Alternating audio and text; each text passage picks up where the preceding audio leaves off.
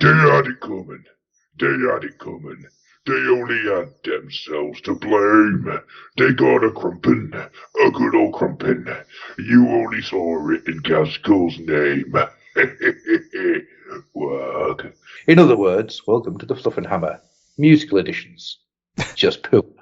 Goodbye. Roll the music. Now. Every man lives, not every man truly dies.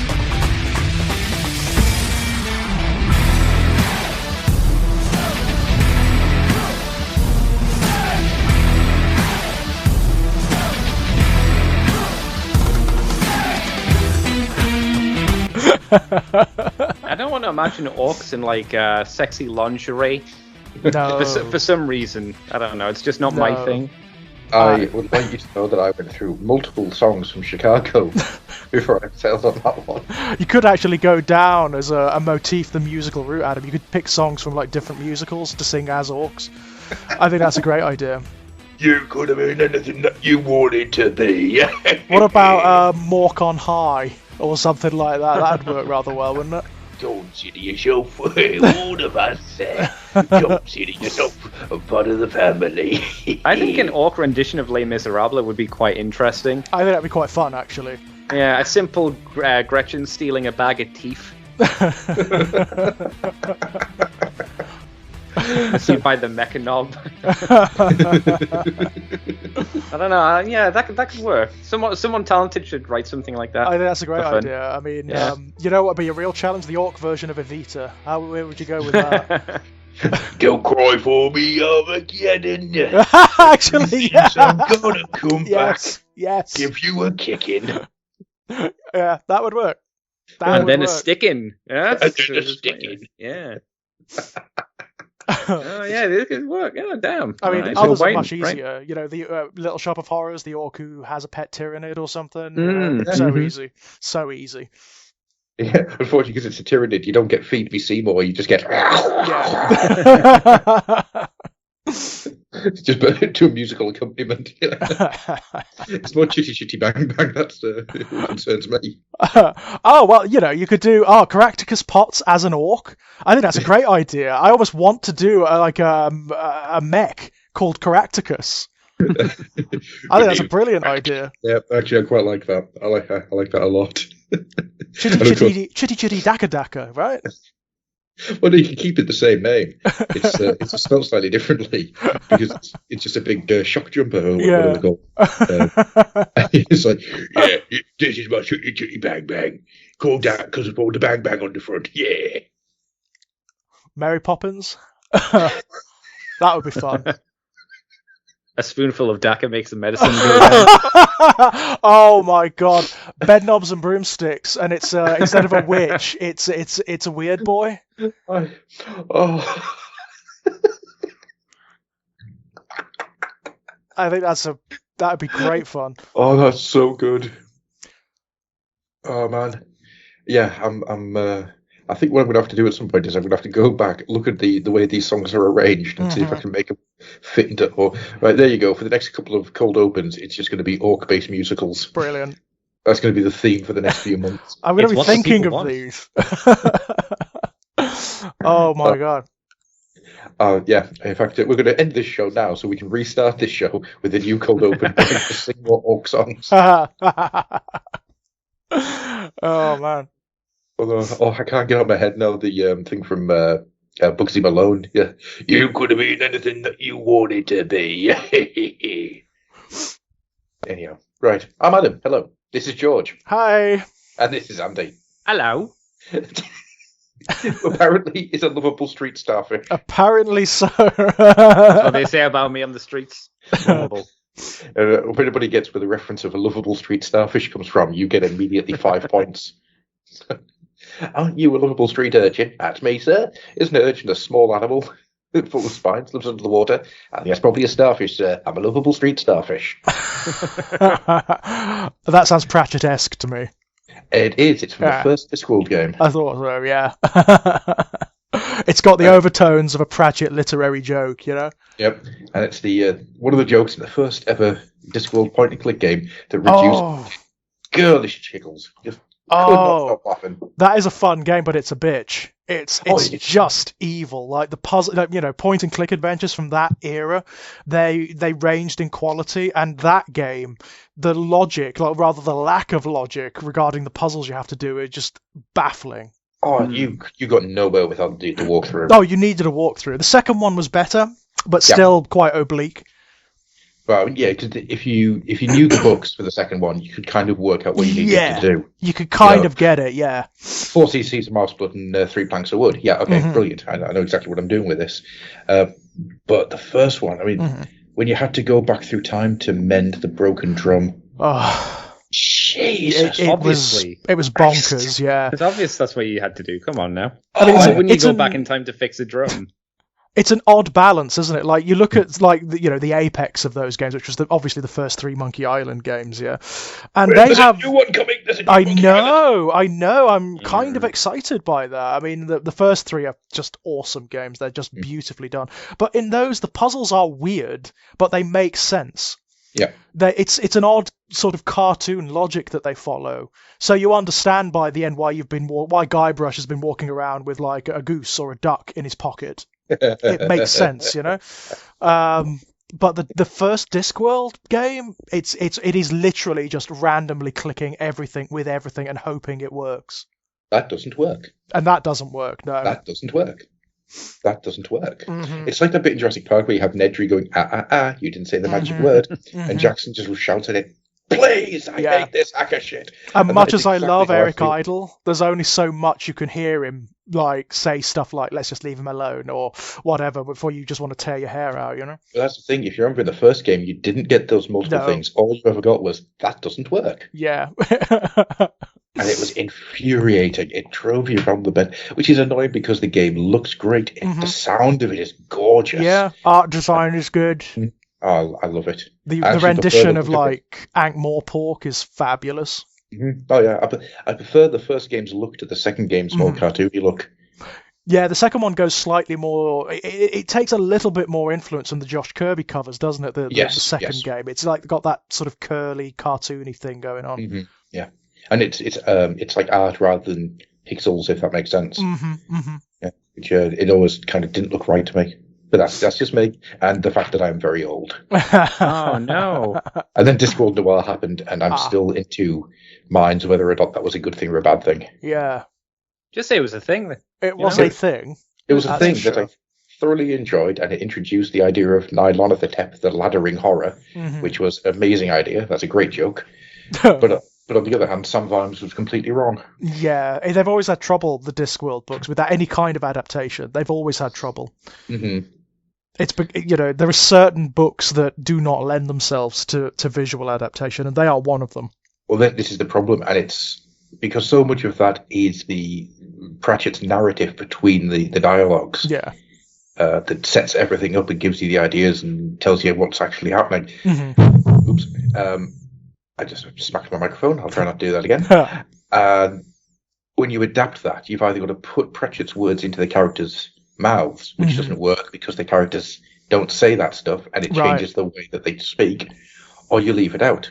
You're leaving huge chunks of narrative out. Massive chunks and jokes that are parts of the book. They're parts of the story that pay off later. Yeah, exactly. Just aren't there anymore. The literary nature of the Discworld books makes them almost, I would argue, almost impossible to adapt verbatim. They're very, very hard to do. You can't do Men-at-Arms. No. Right? Because the entire hit point, the entire plot hinges on a throwaway joke in the first third of the Lampe de Poisson. Right? That footnote needs to be there for everything later on to make sense. Yeah. When you get the fact that Patrician's being poisoned by his light. Yes, God almighty, I've forgotten about that. Yeah. Bastard. It's just such a freaking annoying thing to have done. What I find really hilarious regarding like the TV adaptations, they always pick the most problematic and difficult ones to adapt. So like the Hogfather, no one in their right mind would try to adapt that first. No, because you need Mort and Reaper Man. Yeah, and beyond that, the concepts of the Hogfather are almost impossible to communicate in a televisual format. It's just in a literary terms it works, Yeah. but in having characters talk about those concepts, like why tea time is stealing children's teeth and whatnot, it's like, what? This is somehow sympathetic magic that controls children's beliefs, which in turn affects the mythology of the Discworld, and it's like, right, okay. Yeah, it doesn't make any sense at all, but in the book it does. It does, because you've got everything that it's built on everything that came in pyramids and small gods. Exactly, and all the previous stuff that's come before. Yeah, you understand because you understand the metaphysics of the Discworld. Exactly. Yeah. If you don't have that background, then the Hogfather is nonsense, right? It just doesn't make any sense. Which is what happened with the TV series, of course. Or the Watch. Or the Watch, yeah. I was going to say, I haven't seen the Watch. I have heard that it is atrocious. Well, it went away very quickly. People stopped talking about it, like, very, very, very, very quickly. I remember seeing Rhianna Pratchett talk about it. One of the interesting things I thought there was, how do you manage to make it less inclusive? Yeah, right. Right, because what they've done is they've taken the dwarfs out of the books completely for the TV series, right? So Cheery is no longer the dwarf that decided to live as a female. Right. Cheery Littlebottom is now a trans character. Oh, right, interesting. Okay, but a human trans character. Oh. So you've made it less inclusive by focusing it on one area rather than Cheery, who is the metaphor for everyone who's ever lived a life that they didn't think that they should be living. Yeah. And it's really infuriating because it's like you've missed the point so badly. You've actually managed to make it worse. Yeah, it's fascinating because the Discworld books are some of the most inclusive you'll ever see or ever read. I mean, Pratchett was like referencing. I mean, like the phenomena of gender identity comes up in the Discworld books all the time. It came up all the time in the ones he wrote in the 80s. In the 80s, right? Look at Equal Rights. Yeah, that's what it's about, isn't it? Yeah, and that was written in 1988. Yeah. It's brilliant. I mean, he is kind of brilliant in that regard. But yeah, it's something that the adaptations just tend to miss. They just tend to not comprehend, which is a great shame. It's a great shame. But we'll see how Maurice and his educated rodents comes out looking like. Yeah. I mean, I actually, for another podcast, I reread a lot of Pratchett's other stuff recently, like Johnny and the Bomb, Johnny and the Dead, and whatnot. Right. Only You Can Save Mankind. Only You Can Save Mankind. Yeah, those are amazing books. Oh yeah. I was Mankind really impressed. Harrowing. Yeah, I was. The fact that it's aimed at teenagers, like young readers as well. These are young adult books, right? It always gets me about Only You Can Save Mankind, and we will get onto Warhammer soon. Yes, we will. So yeah, this is all related. This comes to bear thematically. You know, this is thematic links here. Absolutely, there is. Also, Pratchett was asked to write for Warhammer Fantasy Roleplay once. Yeah. His response was, it would be like asking King Herod to look after the Bethlehem Babies Association. Yeah, because he spent his career basically murdering these tropes, right? Deliberately murdering these tropes, undermining them, subverting them. That's been his whole milieu, right? Mm-hmm. Absolutely. So, yeah. Wonderful. But yeah, the Only You Can Save Mankind has a sequence directly in the middle of in the book, right? And it's in between all these aliens in the games who have said they want to basically go home and live their lives. And yeah, all that stuff happens afterwards. And then in the middle of the book, you get a very real car crash. Yes. Oh my God. On the council estate. Yeah. It's like, and those characters as well. Like, this is like post-Thatcherite Britain, right? This is, it's a portrait of what it is to be living as a kid in the early 1990s. He's like, maybe like 11 years old, you know? Yeah. In a working class council estate environment. And it pulls absolutely no punches whatsoever. No. There is this real sense of like urban decay and a grimy kind of poverty to it, right? It's brilliant. It's an absolutely brilliant children's book because it dares to talk about this stuff. Now, I went back through it about 3-4 years ago, and I didn't remember how much of a scathing attack on the Iraq War it is. Right. And it's, holy crap, how did I miss all of this? There is an entire plot happening in the background, just out of focus, and it's just this massive hate on the fact that people are being killed by bombs being dropped down the chimneys and things, as was happening during the First Iraq War. Mm-hmm. It is an incredible book. Yeah. It is a fantastic piece of work, and I just, like I said, I love the fact that Pratchett was willing to give kids, the audience, the benefit of the doubt with regards to their intelligence, right? And talk to them about these things. I mean, this is overt as well. I mean, there are bits in Only You Can Save Mankind where Johnny is like kind of like watching television, or his parents are watching television, and the news reports are talking about this shit, right? Mm-hmm. Yeah, it's absolutely. like, wow, this is incredible. This is for a children's book. This is fantastic. But that's Pratchett, isn't it? Yeah, absolutely. He did not patronize his audience at all. He gave them the benefit of the doubt, treated everyone with incredible respect. Incredible respect. And then that kind of comes to all full circle with Nation, which is a book I've read once, and I'm not entirely sure I could ever do it again. Right. Because Jesus, that book it's like running on a treadmill, whilst you're just having everything thrown at you, every form of reaction and response that you could ever imagine, and it's an amazing book, but it's a bloody endurance test. He can get quite angry, can't he? I mean, I noticed that with books like that and like Jingo, you know, he's having a right go at very particular kinds of political phenomena, particularly here in the UK, which he clearly loathes. I mean, he clearly absolutely despises. But it comes down to the first rule, doesn't it? How do you live your life? You don't treat people like things. Right. And it's the first rule. And Granny Weatherwax is Pratchett's mouthpiece when it comes to she is the proxy, isn't she? She's the author proxy, definitely. Oh, there's no doubt she is the author proxy.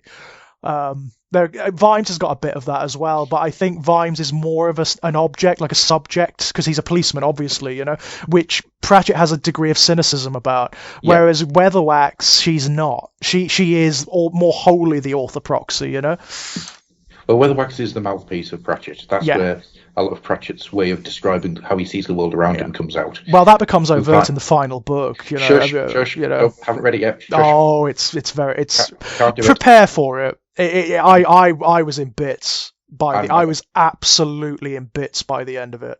I am aware it's there. Yeah.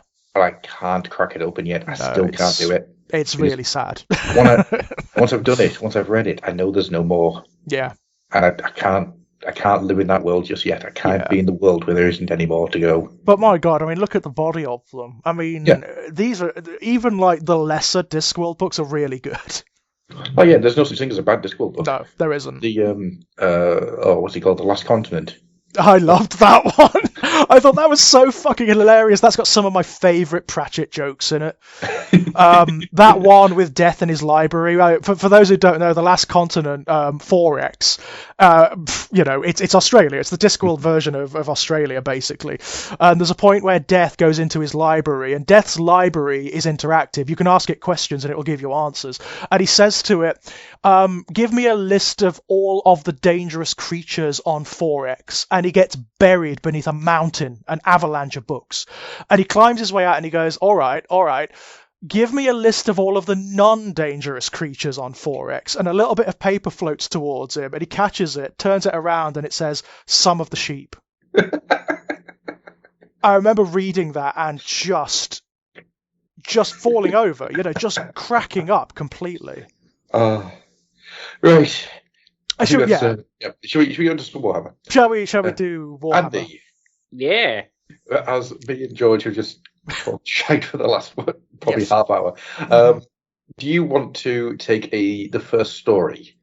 Yeah, sure. It's not one that's on the Warhammer website, but it's going to be more so the Joy Toy reveals and stuff that's been coming out as of late. Yes. Because there's been there's been a surprising amount of content that they're showing off and putting out stuff for at the moment. I can't remember the last time we talked about them, but they have a lot of stuff coming and a few things that are out. So they have the Ultramarine sets with the standard Primaris, as well as a few other variants on them and whatnot. They have the Chaos Marines, the Black Legion, which consists of one Chaos Lord, 2 Chaos Space Marines, and 3 Terminators. Quite nice, quite a good selection, right? It's not bad. The poor thing about those ones, I think, are the normal unmasked helmets. The face paint on them is not desperately good. They're a bit on the weak side. Not really. They look fine when you've got the actual Terminator helmets on them, but the human faces are not good. They get better over time, as they've shown us with further releases. Yeah. We got we got 3 aggressors, Primaris aggressors. New ones that are on pre-order at the moment. We have 3 Blade Guard veterans. We have a full 5-man Chaos Space Marine heavy weapons team or Havoc team. Oh, the Havocs. They've done Havocs, have they? Oh, that's nice. With like, the heavy weapons and everything. Yep, you've got a minigun, one with a minigun, and one with a heavy bolter, one with a rocket launcher, one with a lasgun, and then the leader of the pack. Oh, so it sounds like what they've done is basically taken the box set of Havocs and just turned them into figures, basically. A lot of the designs of the Joy Toys they're going for are based off the minis. There's another 3-person Chaos Space Marine team, and one of the minis is, you might not know offhand, but it's holding a bolter in one hand and like the belt that feeds into the bolter kind of loops over its other arm. Very cute. Yeah, it's again directly from the Chaos Space Marine kit. That is. Yeah, exactly. So you can get that figure. Oh, that one's coming. And that's cute. Yeah, it's got the same like posed chain belt, so you can have it in the exact same pose as the mini, which is again, like you say, quite cute. Yeah, I like that. They announced 2 weeks ago. They are doing 4 Imperial Fists, 1 aggressor, and 3 obviously normal Primaris Space Marines, 1 with a shield and 1 with a power fist, with different accessories here and there. Yeah. This week they announced that they're doing 4 Blood Angels with same kind of loadout with 1 aggressor and 4 different Blood Angels with different shoulder pauldrons and color schemes here and there for the most part. They're getting as well, we saw during the week that there is a Space Marines Heroes of the chapter, which consist of these ones are Ultramarines, and we have a Banner Bearer, and I can't remember the other 2, but we have one with a red helmet. The one with the red helmet to me looks like a much, much better version of the one that McFarlane released originally. Oh, right, okay. It looks like that, but painted, like, well... Yeah, I guess. And it's got a lot more like theming to it and whatnot. And then there's another one, and I'm not an Ultramarines player, so I'm not sure on that. So that's a 3-person hero set that's coming. Again, this is all stuff that's coming as well. There's a lot, isn't there? They've announced a load. Yeah, there's the Ultramarines Venerable Dreadnought. Yeah, that's going to be massive, surely.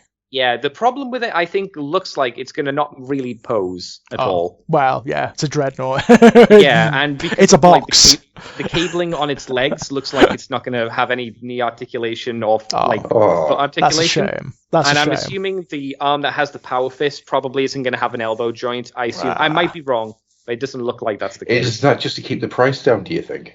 Maybe, but they're not cheap. I can give you the prices on these things if you want as well, as when I finish talking about the rest of the things that have shown off. They showed 10 days ago that they're doing a Hellbrute. Yay! Love the Hellbrutes.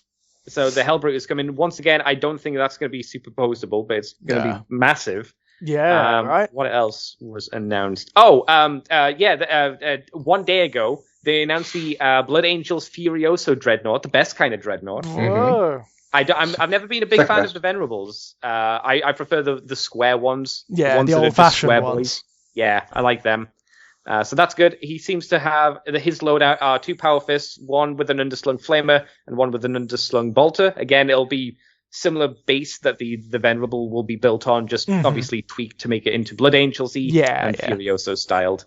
And then I think this is the last of the reveals. This is the newest reveal that we've had, which they're doing a 5-man Death Corps of Krieg team. Oh yeah, that looks great. They look great. They really do look good, don't they? Yeah, do you know what they're based on? Because I think it's pretty obvious what they're based on. The Kill Team. That's right. They're based on the Kill Team. Very cool. I'd actually say they're 1-to-1 based on as well. Well, like we've mentioned, all of their figures seem to be based on models.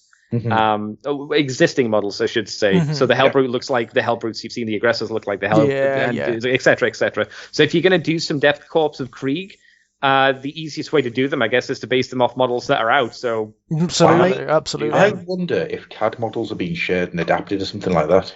That'd be interesting if that was the case. Yeah, that would be fascinating, wouldn't it? It's nice to see the Astra Militaria getting a little bit of love. Getting something. Yeah. Because apparently one of the rumors is they are on their way eventually. There are rumors. Some of the rumor mongers have dropped some rules recently. So Well, I'm sure, George, there are rumors that Age of Sigmar are going to get updated one day. yeah, I've no doubt.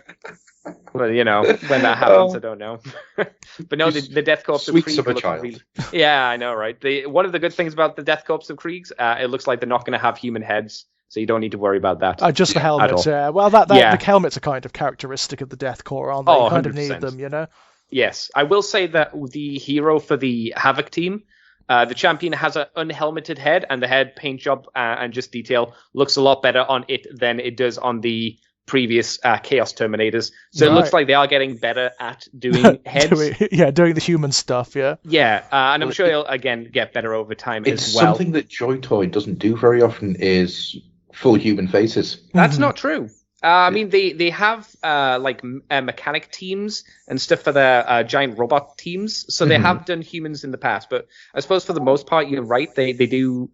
I'd say it's maybe, is it about 50-50? It might be about 50-50 from human heads to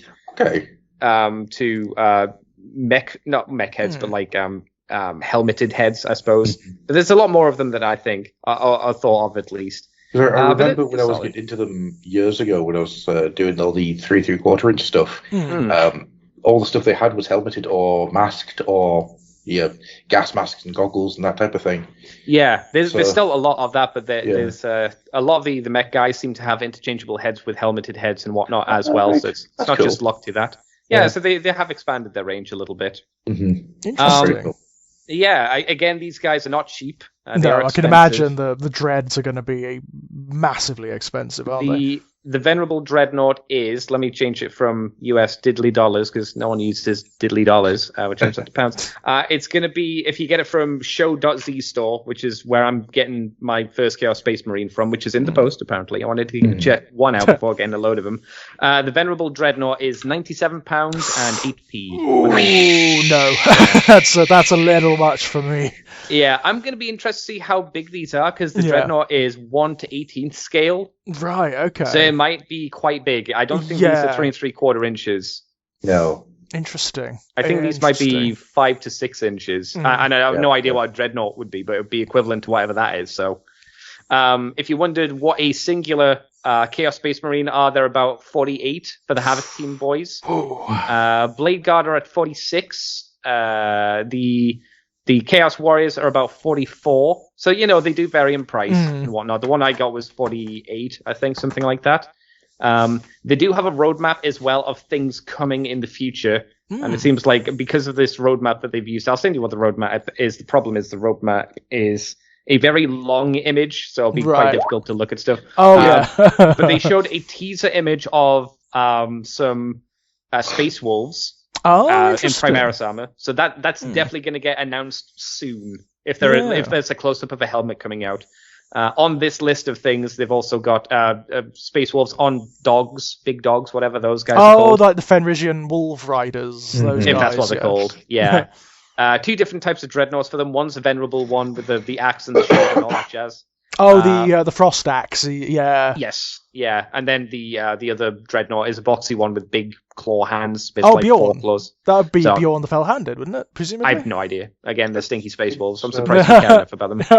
I've got their codex. It's a good codex. It's a good codex. Space wolves. They have a Redemptor, Iron Fist Dreadnought, and Blood Angels Redemptor Dreadnought, as well as a Meltagun team. It looks like of Imperial Fists. There's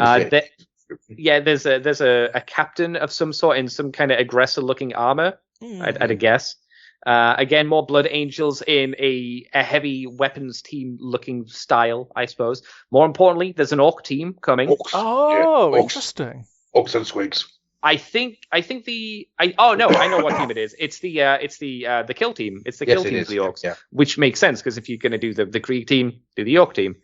I'd be very, very interested to get one of them because those sculpts were all really solid and looked really good. They've also got a war boss on the big squig pig thing. The Beast Snagger. Yeah, brilliant.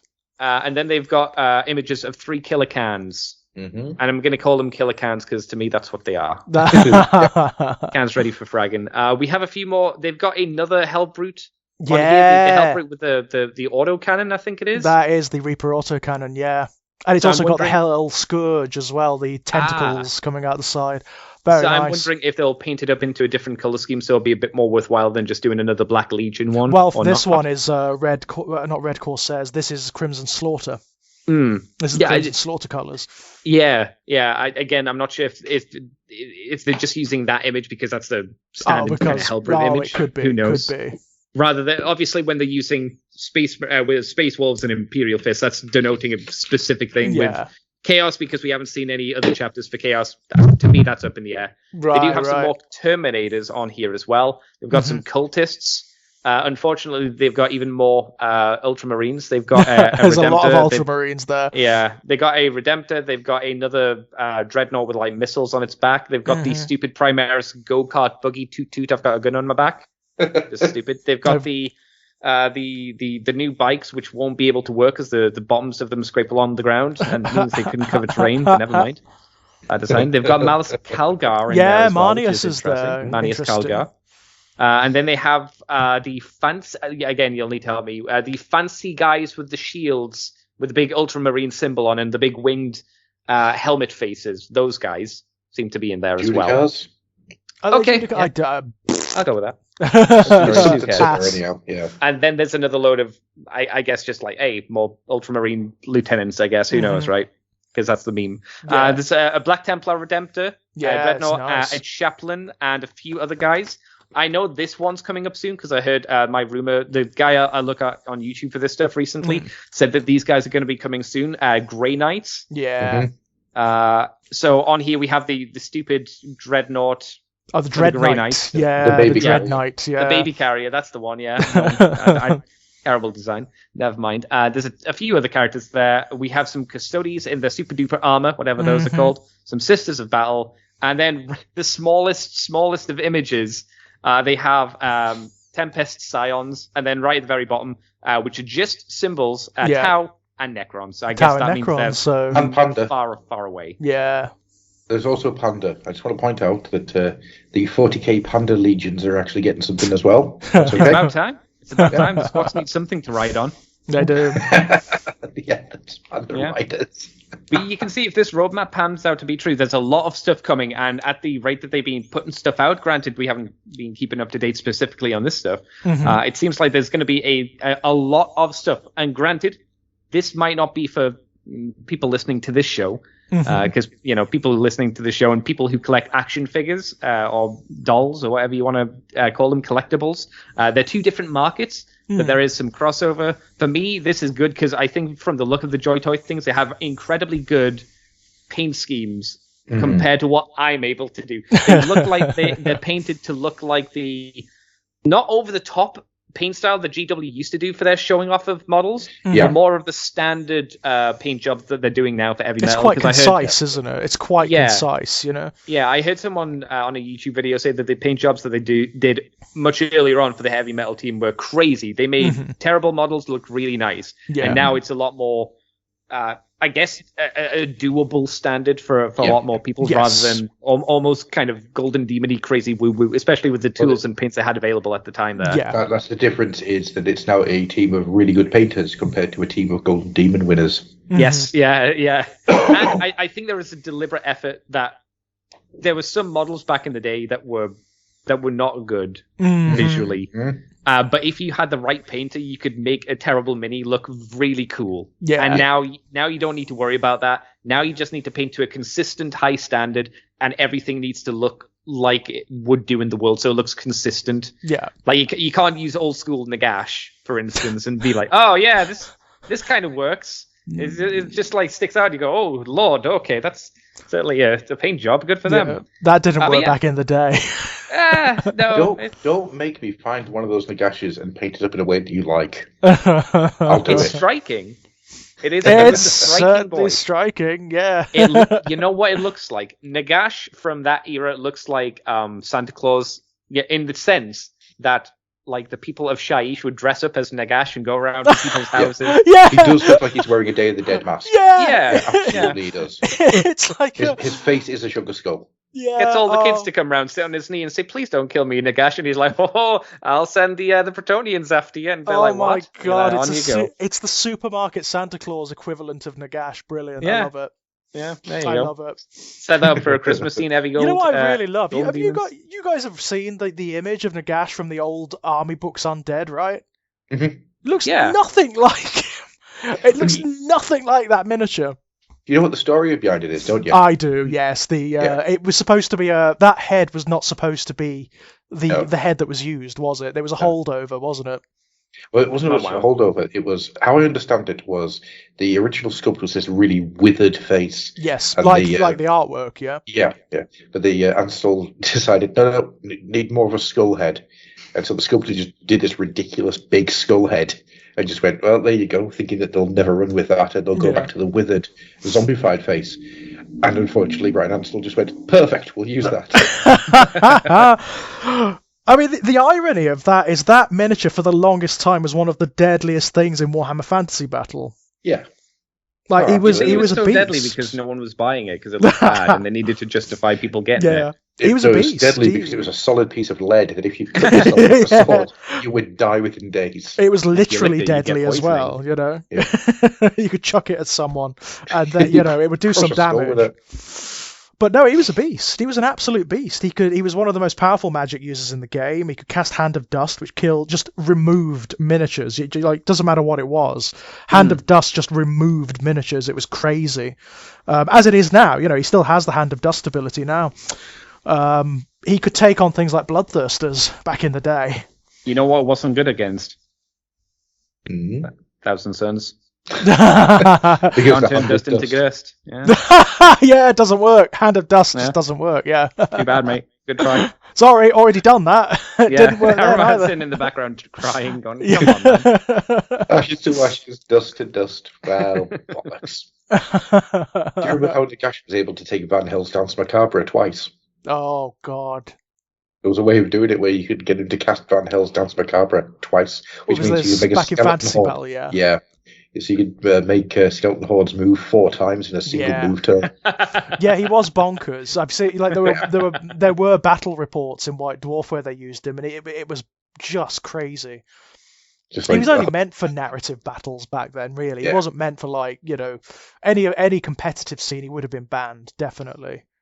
just moving 120 skeletons 18 inches across the battlefield. Yeah. It The only seems time cool. I've ever seen him properly taken down was when they did that Arena of Champions thing.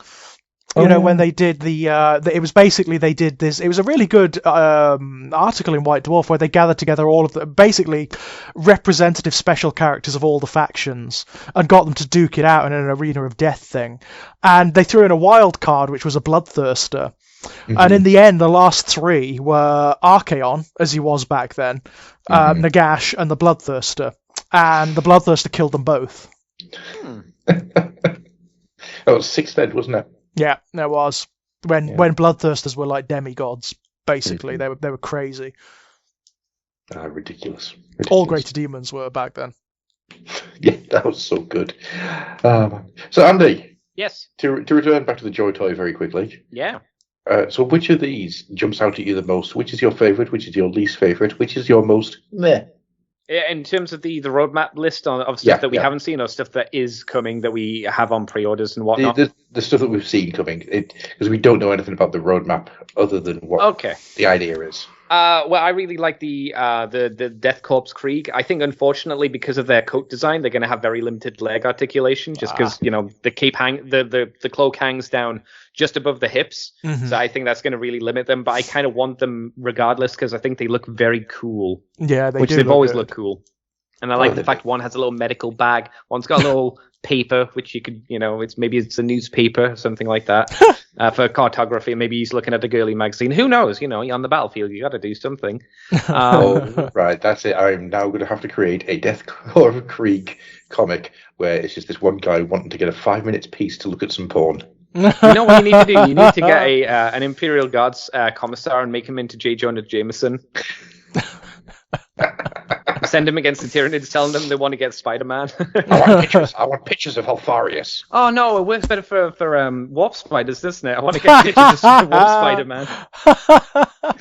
That'd be great. I want pictures of Warp Spider-Man. But I'm very interested as well in the Havoc team, and I'm very interested in the Furiosa Dreadnought, because again, I like the little square boy. Mm-hmm.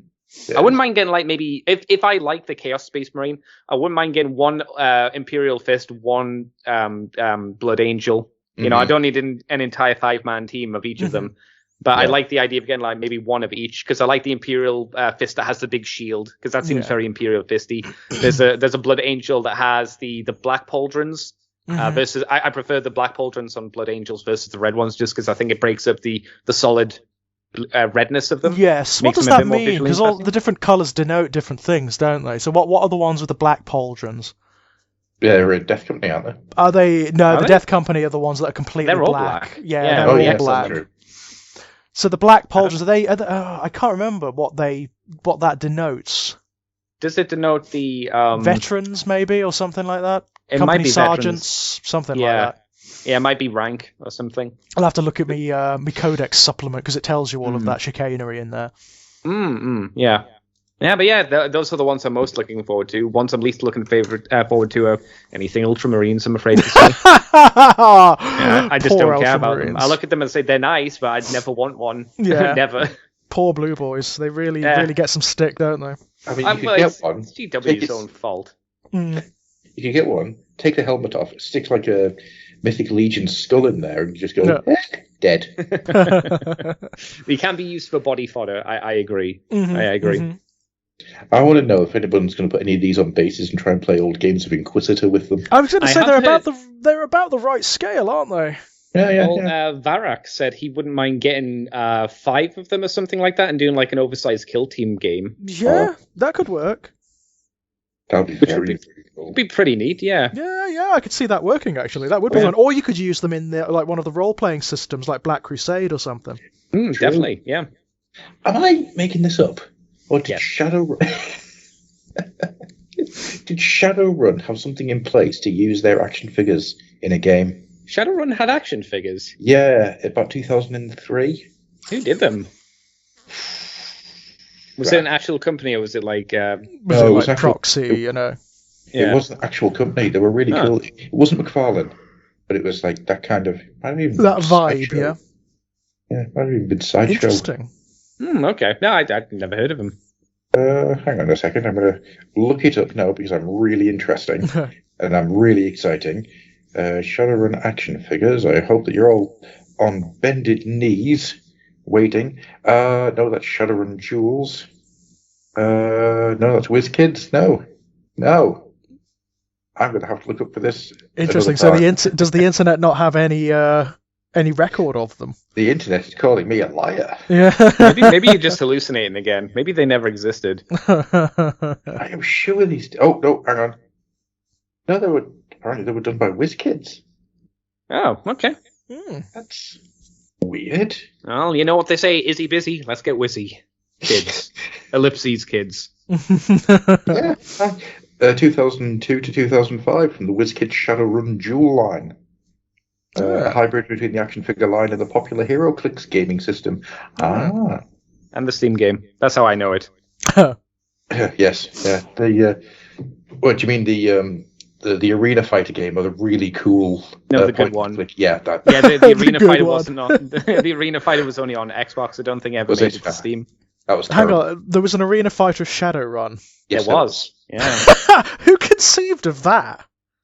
Idiots. Yeah, I was going to say, why would you ever think of IP? That?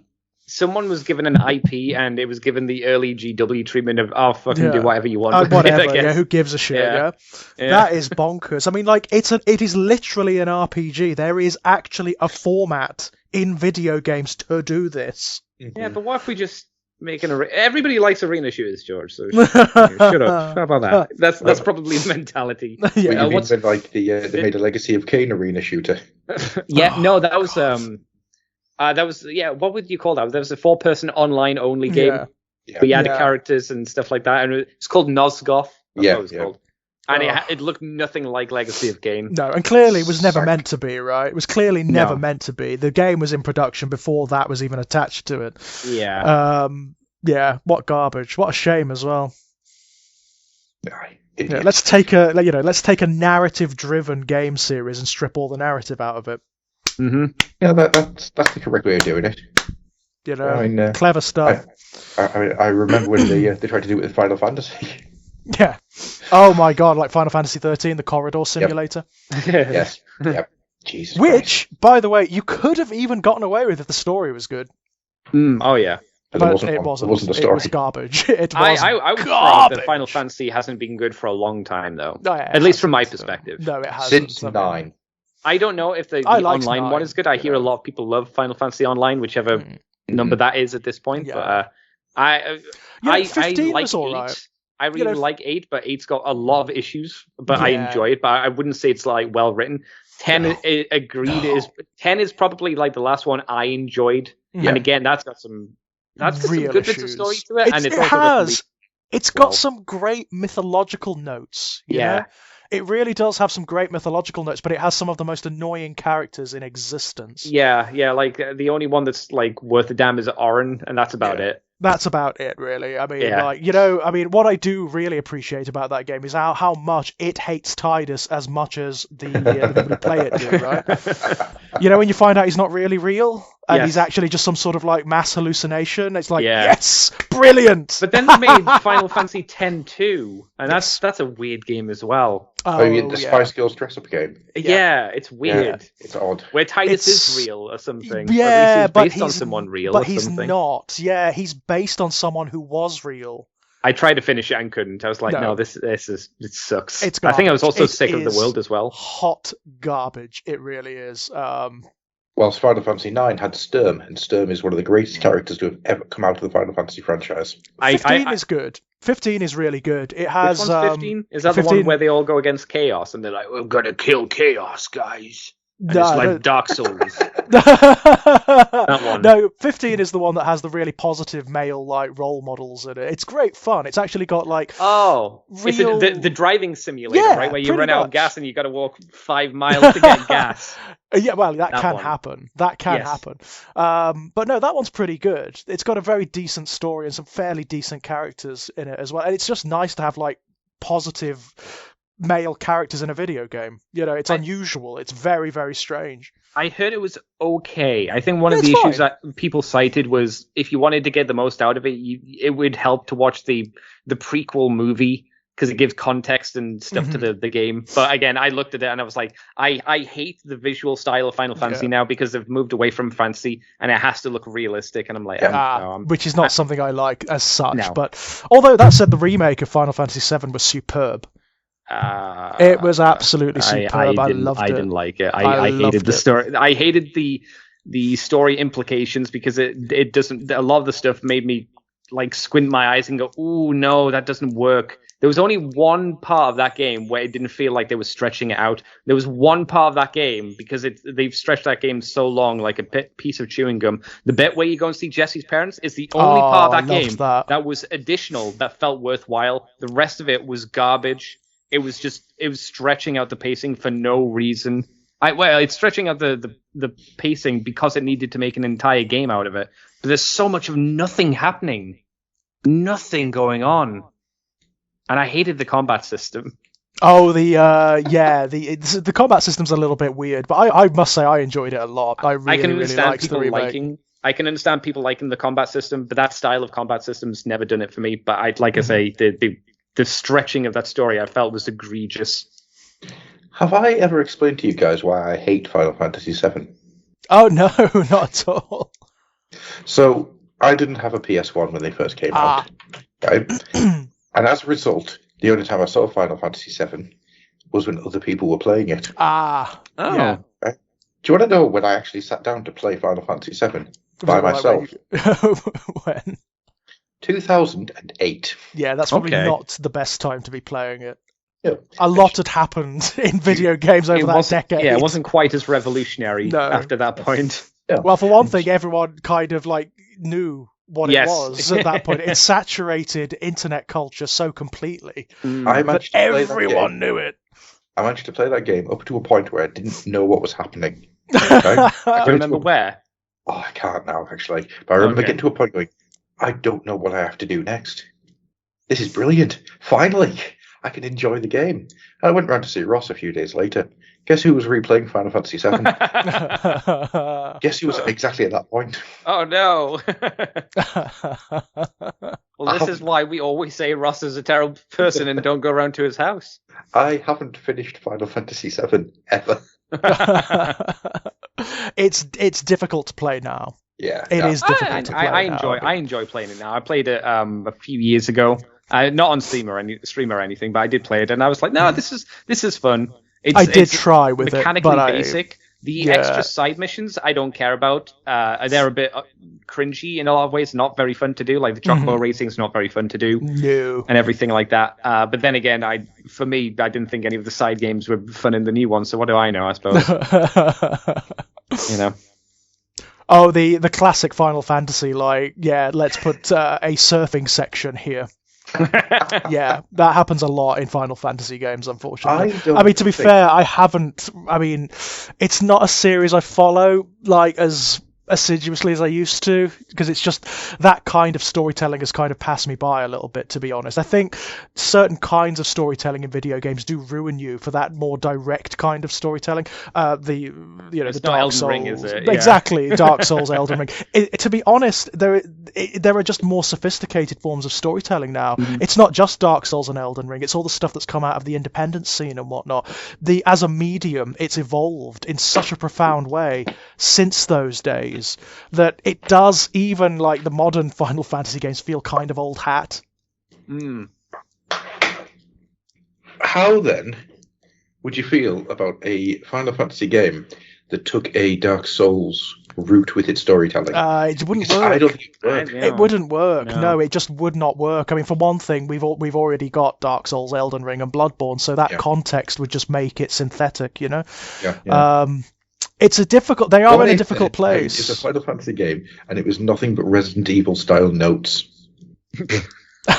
What, itchy, scratchy? Yeah. Itchy tasty, yeah. Itchy tasty. It'd be interesting. I guess it'd be different. I'm not sure it'd be in quotations good, but it would be different. It'd be different, definitely different. I think they're in a difficult place with Final Fantasy now. You know, it's a very strange franchise to have survived for this long. Well, you say that, but I think the online game's doing fantastically well. So I understand. I mean, it's got a massive user base since WoW just killed itself. It's not my bag, you know. The online stuff, it really isn't my bag. Oh, same. Yeah. But where it's going to go from now, like in terms of the single player franchise, I have no idea. Well, there is that new one that's which I said about killing chaos and stuff. I can't remember what that was called. I don't know that one. I don't think I've seen much of that one. Is described as being inspired by. I say inspired by Dark Souls because it's not. Oh, Stranger in Paradise, because it's got obviously a very easy rolling off the tongue kind of name. Of course, because they do, don't they? Yes, but yeah, that one's probably that one's the newest, and it has maybe an interesting combat system. I don't know, but I've looked at it personally, and I go, I'm alright. Maybe not. Maybe Final Fantasy is just something that past Andy can enjoy and current Andy just can't, and that's fine. Maybe that's it. Maybe it's it's worth letting it go at this point. I mean, especially in the wake. Sure. Absolutely, in the wake of things like Elden Ring and whatnot, which is just a million times. They don't even exist on the same scale in terms of their storytelling. You know, the sophistication of those games in terms of their narrative and mythology building is just. It's light years away. Despite how salty some Western game developers get about it. And there's some salty people who are in the games industry who hate how well Elden Ring's done. I know. It's kind of funny. It's kind in of that tough. case, then be better because it's tough. The gaming, it's tough because Elden Ring is like probably one of the best games ever made. It's really good. It does have issues to it, but it's a fun, solid experience. Absolutely, they're so I always feel like I'm nitpicking. To be honest, they're so minuscule compared to the achievement of that game. Well, I was going to say, you look at Elden Ring, and it's not a game I've played. I'll be honest, because that doesn't happen these days. No. But when you compare that to some of like the big AAA titles that have come out of the West over the last few years, Cyberpunk being like the first one that springs to mind. No. Yeah, right. You know, you look at and there's a gulf of difference between the two. Yeah. Elden Ring was launched, people have got it, they've been able to play it. Yeah. That should There be a was surprising some thing. issues. There was some Was there? stability issues on day of release. They did patch it out for the most part, but there is again still a little bit frame rate problems with the Steam version. It's not completely 100% perfect on release, but it was a lot better. It's not even comparable compared to Cyberpunk, which was you just a compare to mess. things like the a release of mess, yeah. Skyrim, you know. Yeah. I mean, that is just unfinished, you know. Yeah. And given the complexity of Elden Ring's world, the fact that it was as complete and as unjanky as it was is incredible. I was going to say, you're comparing a couple of frame rate problems to, people not having heads. Yeah. That's It's such a pity. I mean, Cyberpunk in conception was brilliant, right? Mhm. It could have been wonderful, but sadly, no. AAA games can all get in the bin. Can we talk about some more Warhammer? Yeah, let's go for it. Why not? George, is there anything that you'd like to throw out? Well, I mean, there's been so much happening, hasn't there? We had the new balance document for Warhammer 40,000, which has actually done a lot more than most people thought it would. They've done that taken thing. the Drakari down any though. No, the Drakari are still, tanking along as they do. They're perfectly okay. Even in the wake of the release of things like the Eldari and the Tyranids, they're doing fine. They're doing absolutely fine. There are more armies that are doing really well now. That's for damn sure. The Custodies are doing all right. The Harlequins, they've had to tone down a little bit because the Harlequins are apparently really, really, really, really bloody good. The Tyranids, obviously, just the Tyranids have dropped and they're really scary again, which is wonderful because they're supposed to be. You've been reading through that codex, haven't you, Adam? I have. It's really good, isn't it? I haven't got as far through it as I'd like to have. I haven't got into the rules yet, but the lore and everything of it is absolutely stunning. Isn't it wonderful? I've got a weird thing I want to say about that book. Oh, yeah. Have you noticed the Cryptman's taking a massive step back? Yep. Yeah, I did notice the stuff about the first encounter with, is it High Fleet Behemoth? Yes. It's a High Fleet Behemoth. He's kind of been recessed a little bit, hasn't he? They spent more time talking about Velmont, the guy in charge of the governor of Tyrann. I was quite surprised by that. I wonder what are they trying to change the emphasis of the event a little bit, maybe. I don't know, but yes, the Cryptman stuff has been like downplayed a little bit, which was interesting. In no way does it mention about him being excommunicated or blowing up planets. No, interesting stuff. Very strange, I thought. I also like the fact that Jormungandr is now like the oldest Hive fleet that was encountered by humanity. They just didn't know they were Tyranids, They were like a more basic bioform of Tyranids when they were encountered way back in it's M35, isn't it? So like millennia ago, like absolute millennia ago. They just didn't realise that that's what they were. What stuck out in the lore was the giant planet that the Eldari have been to and put a blockade around. That High Fleet Tiamat is protecting. It's got the giant psychic hive node on it. That was scary stuff, cool right? Idea. Yeah. Defensive Tyranids that are cultivating some biological weapon. Yeah. What an interesting take on the Tyranids, right? There is so much in that Tyranid book which is just throwing out concept after concept after concept.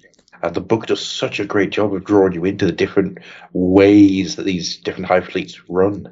Yeah. There's a wonderful little sequence in there where they talk about how they can hide, go dormant, and then just pop up in a couple of generations' time. And it's something that it's always been there, but it gives this new emphasis. There's something in the wording about it that makes it seem really sinister, that you've got to be so sure that you've got them all. Like every single life form. Yeah. Like down to the most microbial thing. Yeah. Because if you don't get rid of them, it will grow again. It will start consuming biomatter and it will grow new Tyranids, right? Mm-hmm. And eventually you'll get a new splinter fleet erupting. This is the scariest the Tyranids have been since third. Yeah, they're really frightening again. Did you notice that they really emphasise how devastating High Fleet Leviathan has been? Yes. The only thing that stopped them, they've slightly rewritten the lore for the Third Tyrannic War, where the Leviathan basically attacked everything at once. The only thing that stopped them was the Cicatrix. Yeah. Were it not for the Cicatrix, Leviathan would have overrun everything. Yeah, that would have been it. That would have been the winning blow from the Tyranids. It's absolutely superb. The other thing that jumps out at me from that book is the way they described how the Tyranid Hive fleets are entering the galaxy. Because it's always been that they've entered in from the galactic northeast and just gone in different ways. The way they've described it here is they are coming in from every angle. Yeah, they're using like the three-dimensional nature of space and coming in from like every angle. Yeah. And the different hive fleets move in different ways and operate in different ways. So it is like one giant monster, like one pan-galactic monster that's probing at the universe, at the galaxy, seeing just how it can get in there. You know. It's brilliant. It is absolutely wonderful stuff. Stunner of a book. The cosmic horror of the Tyranids is really emphasized, isn't it? Like really emphasized. The only species that isn't afraid of them, it says, is the orcs. The orcs really like them because they keep coming back. Like they are like the ultimate fight, right? So the orcs will deliberately divert their wars to where there are Tyranid-rich galaxies, to where there are hive fleets attacking worlds, just to fight them. I wish they'd kind of gone into detail what happened with the Warg when the Shadow in the Warp hits, because it's something I've always wondered about, and there isn't really anything about it. Not about the Warg, no. Although there is a lot more detail about what the Shadow in the Warp does to like human and Eldari populations. Yeah, it's not just like the smothering of the psychic powers and whatnot. It actually affects everyone. It induces this sense of paranoia and anxiety, and it even in extreme cases makes people hallucinate and go mad. It fills their minds with like the chittering of insects and things. It's a really nasty phenomena. Yeah. Does it describe who it affects more? Like, does it affect the mentally ill more, or that kind of thing? Like Eldari, because they're anything that's psychically sensitive, effectively, is really badly affected. So Eldari need to put up incredible parameters and barriers in order to protect themselves from it. To answer Andy's question, yes, there is a thing about how the lower down the chain you are, the less I don't know how you put it. The less put together you are, the more you're going to lose it. Yeah, the less, I guess, less mentally stable, right? So basically. Yeah, if you're at the bottom of a hive, you probably a hive tower, you're probably not the happiest life and everything like that. So then it's just like, it's getting worse now. I can hear bugs in my brain. Exactly. Yeah, it's a really insidious thing. Which leads to a really cool idea I had of like a Renfield type character. Locked away, screaming about the Tyranids. Yeah, that's a great idea. I'm not insane. Yeah. I'm sorry, I kicked you in the balls. Right, if I ever write the story, I'm going to write him as Sam Neill. Yeah. Yeah, no, you've got to write him as Tom Waits, obviously. I mean, come on, it's brilliant in that role. But the other cool thing I saw in there. Sorry to keep stealing the thunder away from you there, George. No, go ahead. It's a really good book from how far through I've got of it.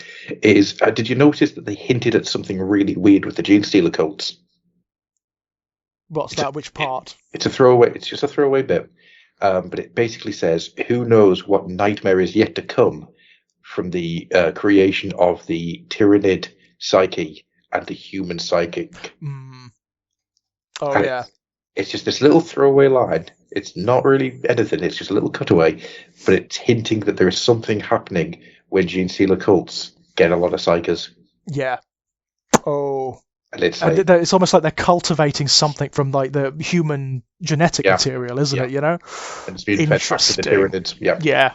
So it's like almost like the Gene Stealer cults have another purpose that we've never known about. That hasn't been identified yet. Yeah. Very scary stuff.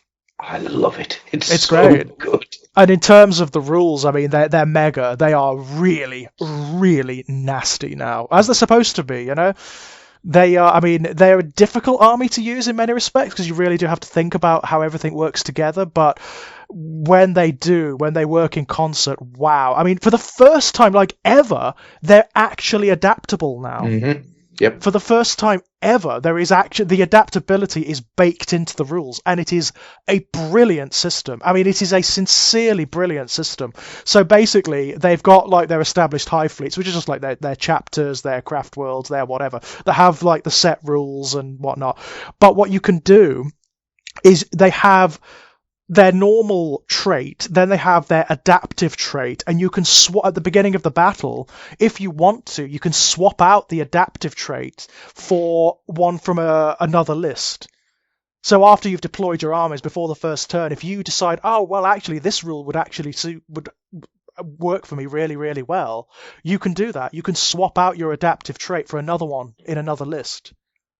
So they've basically adapted to their enemy. It's absolutely brilliant. So glad I played against David's Tyranids before this book came out, because I honestly think I would have been absolutely decimated. Is that what his Hive Fleet's called? Hive Fleet decimated. I don't know who actually. I thought his Hive Fleet was just Hive Fleet Dave's Tyranids. Dave's Tyranids. You know something? Dave, I don't know what he picked as the winner for that. I'll have to ask him. You should just tell him that's the title. He doesn't get a choice. Hive Fleet Dave, yeah, Hive Fleet Dave. No, it has to be Dave's Tyranids. It has to be the full thing. For those not in the know, my brother-in-law David, he put a thing up in the Fluffenhammer group, which was name my Tyranid Hive Fleet, and I can't remember what he gave away as a prize. He had something, but yeah, we've got some great names, absolutely great names. I can imagine. I can imagine. I think Andy threw a few in there as well. Did I? I'm sure you threw one in. Well, something made me laugh, and if something makes me laugh, it's usually something Andy's written. So. But no, they're monsters again. Like they're kind of like they used to be in Second Ed. Yeah, that's the level of scary they're at now. Well, the thing that really stood out to me, and it's in the way it's been written and it's in the artwork, it made me feel like that old pre-Second Ed post-Rogue Trader Tyranid. Oh, happy. Yeah. Happy. Yeah. I wouldn't call them happy. I'd call them gooey. Yeah. Oh, okay. When you had Screamer Killers running around being just awful to everyone. There is something about it, because the Tyranids have become very concrete over the years. Here is a Carnifex. Here is a Termagant. There is something in this one, and it really triggers those feelings. I don't know if you remember the short story where Cryptman is hunted by the assassin creature, where nowadays it would be a lictor, but at the time it was this little tiny creature that just ate its way up to being a big assassin creature. Right. You know, it ate people, it ate cats, and it ate anything it could get its hands on just to get mass and biomass. And it just evolved and evolved and evolved. There are bits in that book that remind me of that. Well, you actually style of life. They've gone for the horror, haven't they? They've really gone for like the alien horror of these things. I mean, even down to the new special character, the Parasite of Mortrex, which is hideous. It's a body horror monster, right? If it comes for you, you are going to explode. It's going to be like that bit from what was that really shit found footage film with the monster called? You have to be more specific. There's many. There are many. Kaiju.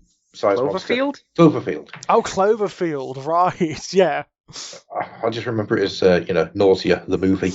Yes. The only bit I remember enjoying for that film was a girl exploding, and that is what the Parasite does. Just pop. Yeah, it literally injects you with Ripper Swarm embryos, doesn't it? Yeah.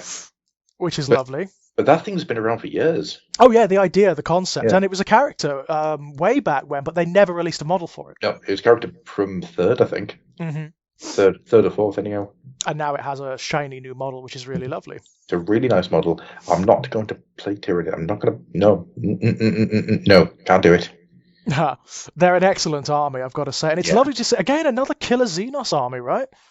Absolutely. And it's, once again, it's filling a niche. It's doing something that none of the other armies are doing. We are way so far beyond 40k being different armies with different names doing the same thing. Pretty much the same thing. Yeah, no, they play completely differently from everything else. And that's wonderful. That's really, really wonderful. I mean, they're one of those armies where they're really well designed. You can actually see the inbuilt weaknesses. You can see the inbuilt strengths. They're not like the killer army as such, but played well, they're going to be just horrific. You know, if somebody who knows what they're doing with that book, who understands all of the little combos you can do with stratagems and auras and whatnot, they are going to wreck those tables. Yeah, absolutely. It's going to be great. Yeah, and for the first time in how many editions?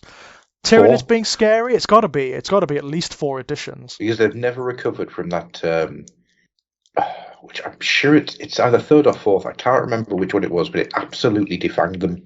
Yeah, you had... Never recovered. I do remember there was I think it was in 4th ed, there was one codex for them that was amazing. Like, absolutely amazing. It introduced so much biomorphology. And then in the next one, for some reason, they were going down that awful sort of quote-unquote streamlined philosophy. Yeah. Which everybody hated. And I mean everybody hated. And they ripped it all away from them. Well, and they became very least boring. Mutable army on the battlefield. Yeah, it made them very boring. Which is insane. Which was, it ripped the character away from them, which is a real pity, because they do deserve to be what they are, mutable, changeable, adaptable. That's what they're supposed to be. They literally mutate on the fly, don't they? They hyper-evolve. I mean, I would honestly say this is the best the Tyranids have been since 2nd Ed. Yeah, I completely agree. They just like mucking about with the codex, just throwing together little like armies in your head to see how they work. It's an incredibly designed army list. It really is, and it's kind of scary in many respects because it's fun to sort of like see how you would counter them with your chosen army. They have counters for a lot. These guys.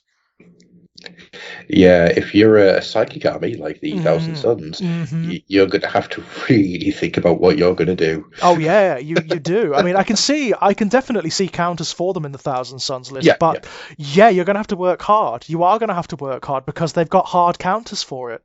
They've got a lot of psychic defense. These guys, well, the Shadow in the Warp for one thing, which affects psychers.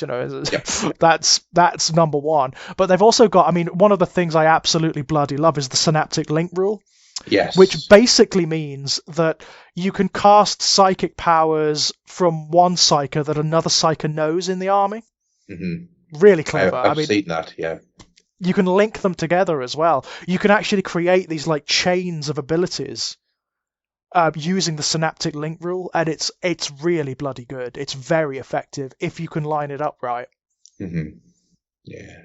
But it's like anything else, isn't it? The downside to it is you have got to keep an eye on so much stuff that's going on. There's a lot going on in that army, and they all works together. Like if you set out like your hordes of gaunts and there's no synapse creature nearby, or if the synapse creature keeping them in place dies, then they're going to be in trouble because they're not very good on their own. They're just not very good. Some of the big monsters, if they're not supported properly, they're going to go down to massed firepower, they're going to go down. So you've got to be very careful with them. That said, some of the big monsters are pretty damn scary. I mean, what's the big Tyranid Hive Tyrant, the character Hive Tyrant? The one with the wings. The Swarm Lord. Swarm Lord. Whoa, what a beast. What a monster that is. I want to see that thing up against Batarian. Yeah, that would be interesting. That would be interesting. I mean, it's got some Mortarion has the better stats, that's for damn sure. But some of the special rules, some of the damage output that the Swarm Lord can do, it'd be interesting. It'd be interesting to find out. Aye, it's a really, really good book, and once again, I'm just obsessed with the lore because that's who I am. And oh man, I am so into it, and I have to remind myself that there is only one 40k army that I'm considering doing, and it isn't Tyranids. No, I can imagine it's not. What if you could get 3D printed versions of like the older 2nd ed versions, but like updated? If I was going to do Tyranids, Andy, what I would be doing would be trying to hunt down old copies of Tyranid Attack, and Jesus. And then I would be kit bashing from that all of the stuff that I would need for a Tyranid army. I still think you need to find an STL of a Screamer Killer at the very least. Oh god, that old mini. Jeez. Yeah, because then you could have it, and it wouldn't be like a giant killer, i.e. a giant lump of metal. True. Yeah, with spikes coming out of it. Yeah, exactly. Tell you what, if I find one, I will print it and I will paint it. I remember my brother had one. My brother had like from way back when we first started collecting these things. My brother had one of the old lead Screamer Killers, and we could not. This is before we understood what pinning was. We could not get the scythe arms to stay on. No, we just couldn't. They kept they were so heavy. So heavy. Recently, I've been reminded that super glue and baking soda is a thing. Right. that has to have been the way that they glued that thing together. It must be, because though the arms are just so heavy, and they just sort of like slot into these holes in the side. There's nothing holding them there unless you pin it.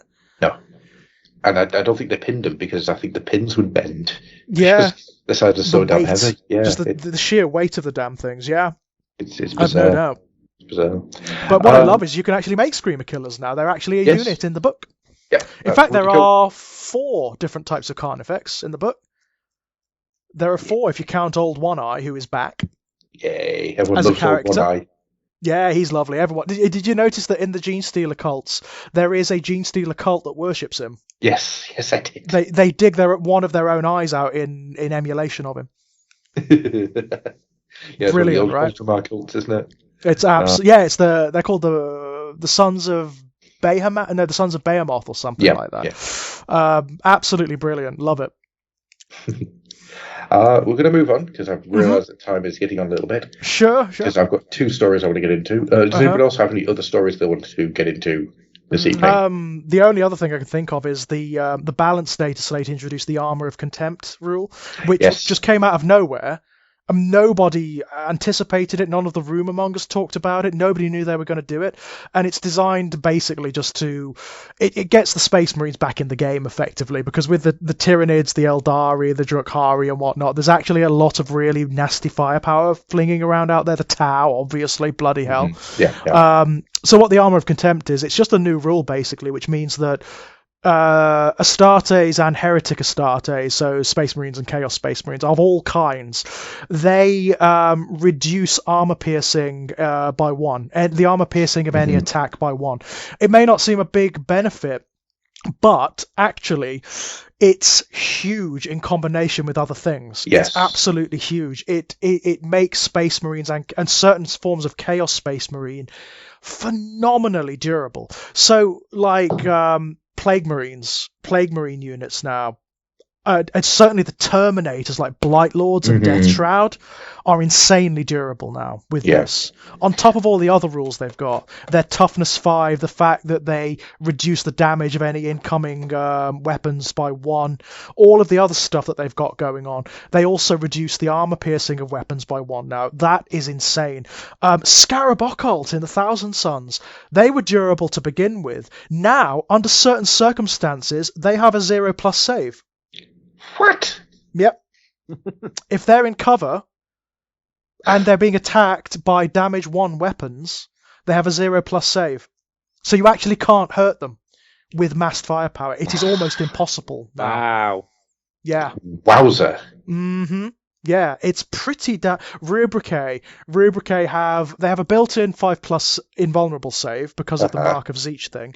They've got the All is Dust special rule, which basically means that they get +1 to all their saves against to their armor saves against damage 1 weapons, and they also have the Armor of Contempt, which reduces the armor piercing of weapons damage 1 weapons by 1. So suddenly, they are pretty damn durable. They really are. That's ridiculous. Yeah, they're pretty good. And also they've got 2 wounds now, of course. Let's not forget that. So what you're saying is, instead of using, like, I don't know, las guns or bolters, you really have to be shooting into them with, missiles.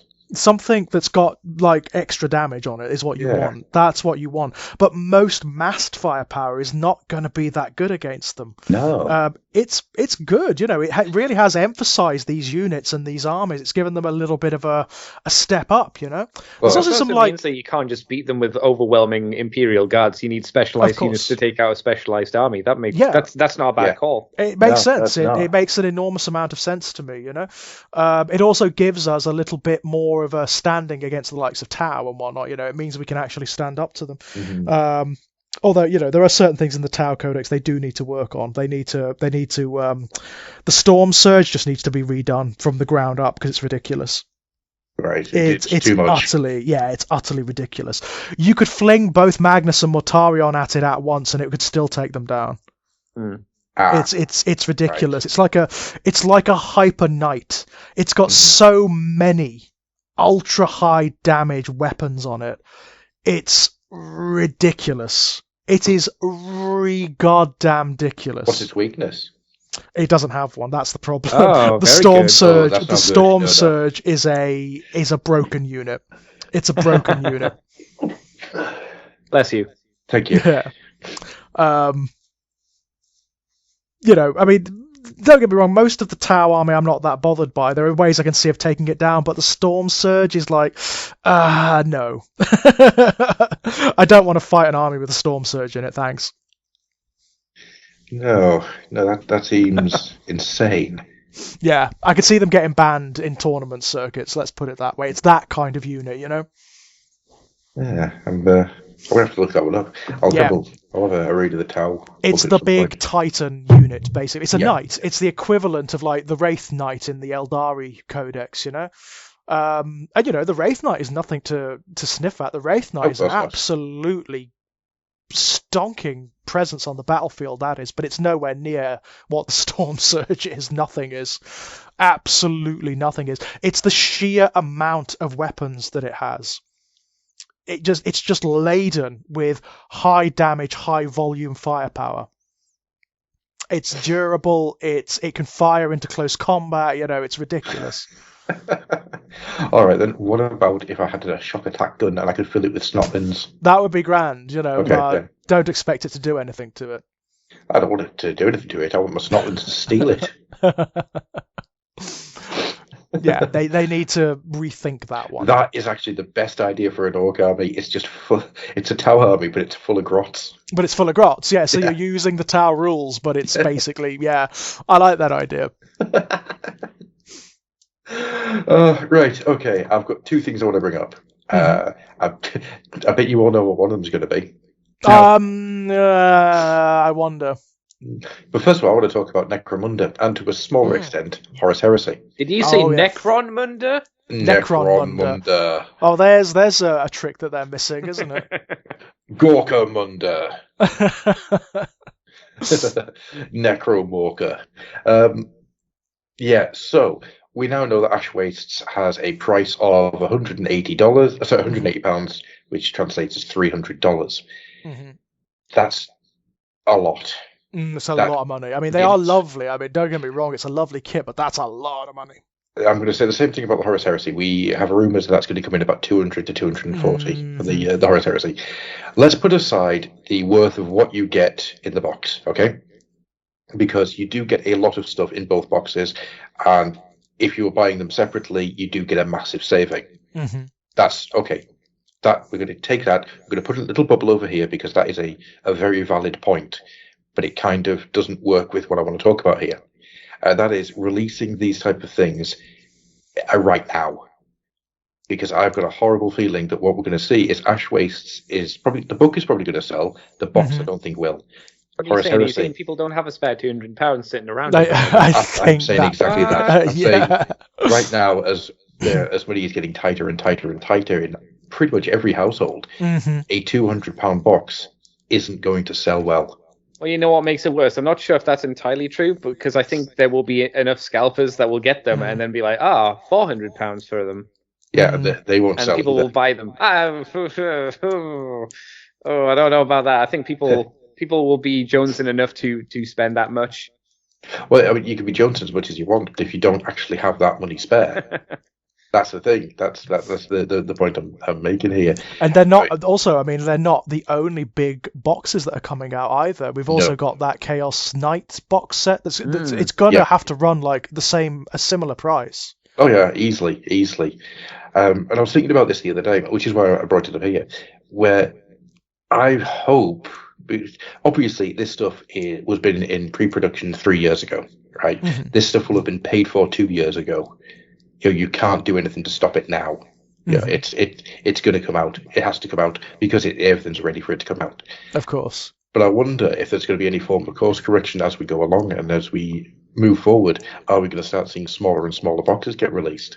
Because I think that's going to have to be the way they're going to go. Because I honestly don't think, especially as we get into next year, I don't think people are going to be able to buy £180 boxes. No, I think you're probably right in that regard. I think you're probably right. I mean, it's clearly the case that the amount of disposable income in most households is going to be shrinking dramatically. And it's one of those things where I don't like being negative. Mhm. I find that if you're going to be negative about something, I want to be constructively negative about it. I want to hold a conversation about it, about where things are going wrong and what can be done to change it. I think it's very, very easy to just go, well, that's shit. And it doesn't do anything. It doesn't solve anything. It doesn't even make you feel any better. You're just being negative for negative's sake, which is why I don't engage with a lot of Facebook groups. No.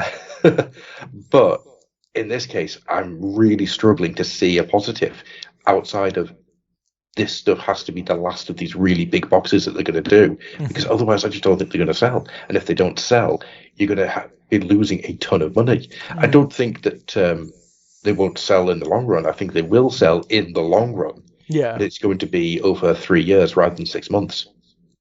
That it's going to be that kind of thing. You'll see Ash Waste sitting on the shelves for some time now because they're going to be too expensive. And you start to see it now with some of the big stuff that got released in the last few months. It's not moving because it's too expensive. One or two of them will probably go. I'm not saying that nobody at all will buy them, because of course there will be people who will budget for a large amount of time in order to get one. Of course there will. Or there will be people who are in a position still where they can. But unlike this time last year, or even this time in 2020, when people were working from home and had a bit more money to spend because they weren't doing anything else, this stuff will not sell in the same way that it did then. And it's a kind of a really sad thing to say. It's because in terms of the product, obviously the product's gorgeous. The products themselves are fantastic. I mean, the Ash Wastes in particular is possibly one of the best box sets they've done for Necromunda. I think that's fair to say. Yeah, I love everything in it. I love it. I think it looks fantastic. I think it looks absolutely brilliant. I love the buildings. It would be a shame if the Horus Heresy doesn't sell. If they want to make it into the third game system. The big one, which it has the potential to be, because the fan base for Horus Heresy is just enormous. Oh yeah, absolutely. And I think Horus Heresy will do all right. I think it'll do okay. I don't think it'll do slobber knockers. I think it'll do okay. I think once they release the book and the everything in it separately, which I would put down good money to say that that'll get sped up and they'll get that out faster than they were originally planning. Once that book's out by itself, that book will sell really, really well. Yeah, it'll sell brilliant numbers. And a lot of the people who play Horus Heresy, they're going to be usually, as I found, an older set of people. They're going to have a bit more disposable income than somebody who's 18. Right? So it'll probably do all right. Necromunda, I think, is going to get a bit of a beating, which is a shame. And that is sad, because it's a great game system. It actually is a really good game system at the moment, and those miniatures are to die for. They're some of the most phenomenal, interesting miniatures in terms of their character that Games Workshop have done for a long, long time. Well, right now I think Necromunda is my favourite system that they do stuff for. It's good. It's in a good place, isn't it? Yeah, and also they've just released a model of me and Abby, which was really weird. Yes, I noticed. Actually, it's kind of weird. Weird, yeah. Thank you, all 13 people who sent me that. Yeah, I can imagine. On the day of its release. Thank you to all these. Yeah. Thumbs up. In the space of an hour. Yeah, that was a strange morning. Yeah, I wanted to get that one out of the way because it has been playing around in my head for a while. But I'm concerned. Yeah, it'd be interesting to see what transpires actually. How they actually sell. Yeah. But I think you're probably right. They are not going to sell as well. No. Just because of cultural circumstance. There's not much you can do about that, is there? No. Although Andy makes a good point. Scalpers will probably try and buy it. Oh yeah. I mean, they will buy it. They will get it. I mean, did you see what happened to the new Araman book special edition? It was gone. Literally within minutes, and it's still sitting on eBay. Hundreds of them are still sitting on eBay for ridiculous prices that nobody's going to buy. Fucking hate scalpers. Me too. They're scum. Yeah, they are the scum of the earth. I like the idea of people getting this, breaking the box open, and selling the parts. Yeah, that's a nice idea. So I start seeing that, I might be interested in getting some of those buildings. Mm-hmm. Plus, also that's like big brain scalping, though, isn't it? Yeah. Because it's still selling the things at an up cost, so the person still makes a profit. So it is still technically scalping. Mm-hmm. Oh, absolutely, it is. Yep, it's still scum behaviour, but I can get away with it more. I think it's because you're getting the parts that you want rather than getting a box that's been sold for twice its original price. You know, it's one of those little brain tricks, I think, that works really well for some people. Also, I like fleas, and I really, really want those fleas. I like fleas. That needs to be taken out of context, or it needs to be the name of the episode. Not only will it be the name of the episode, I'll have a T-shirt with that on by the end of the week. I like fleas. The question is, will it be a slayer or will it be a pirate that says it? Oh. Or some nurgly thing. They probably like fleas a lot, don't they? Yeah, true. the Skaven. I bet the Skaven love fleas. They're rank with them. A nurgly with a pirate's hat and a fake beard. Yeah, that'd be fun. It's got to have a little earring as well and a little hook for a hand. It's got a hook for something. All right then. So to get into the big thing then, right? Shall we talk about some leagues? Well, I mean, like as you pointed out on the Fluffenhammer site itself, like how closely did we call this? Well, it was pretty damn close, wasn't it? It was pretty point damn close. I honestly got a little concerned. Yeah. Because we got so close to what actually the truth is. In our ruminations and ramblings of what we'd like to see from the leagues. We even said that we wanted Shodan. Right, like a Shodan GLaDOS kind of thing. Yeah. That's exactly what the Votann are, right? Yes. They are bonkers AI. They're bonkers ancient AI, which are treated like gods. And if you follow me on any social media, I'm not apologising for the sheer amount of stupid memes I've made this week. Oh, no, they're great. I love the silly memes. They're brilliant.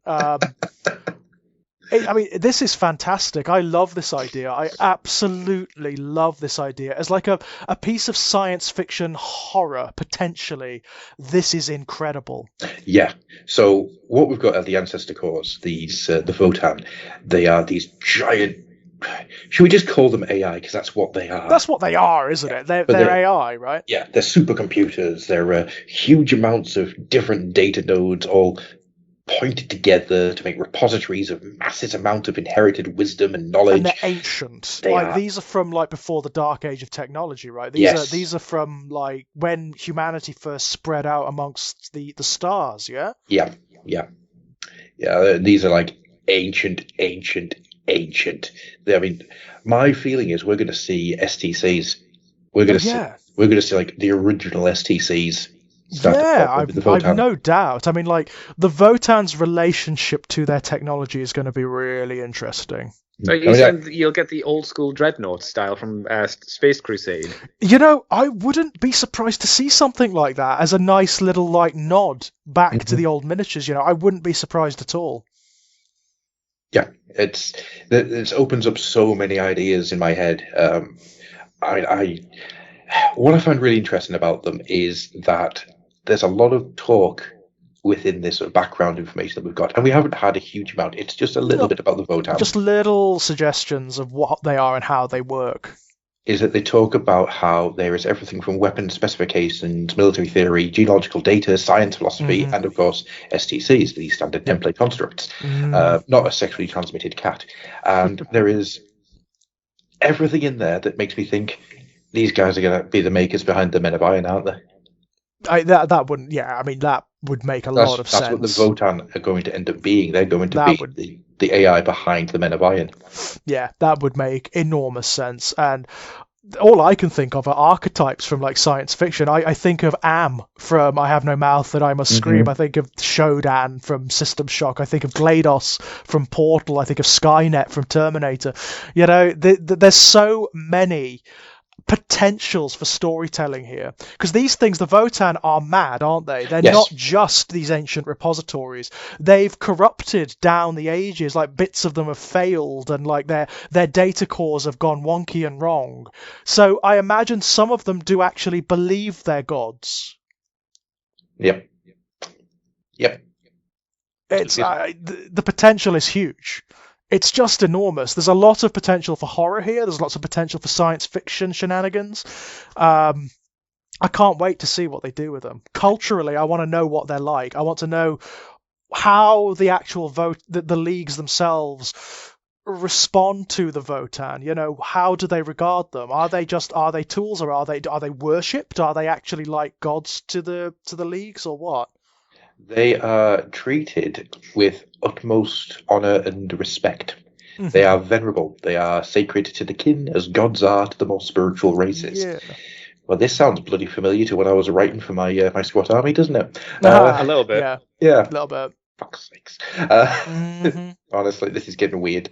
But I mean, the stuff in here about how basically they start off as oh my god, the name's just gone straight out my head. The what?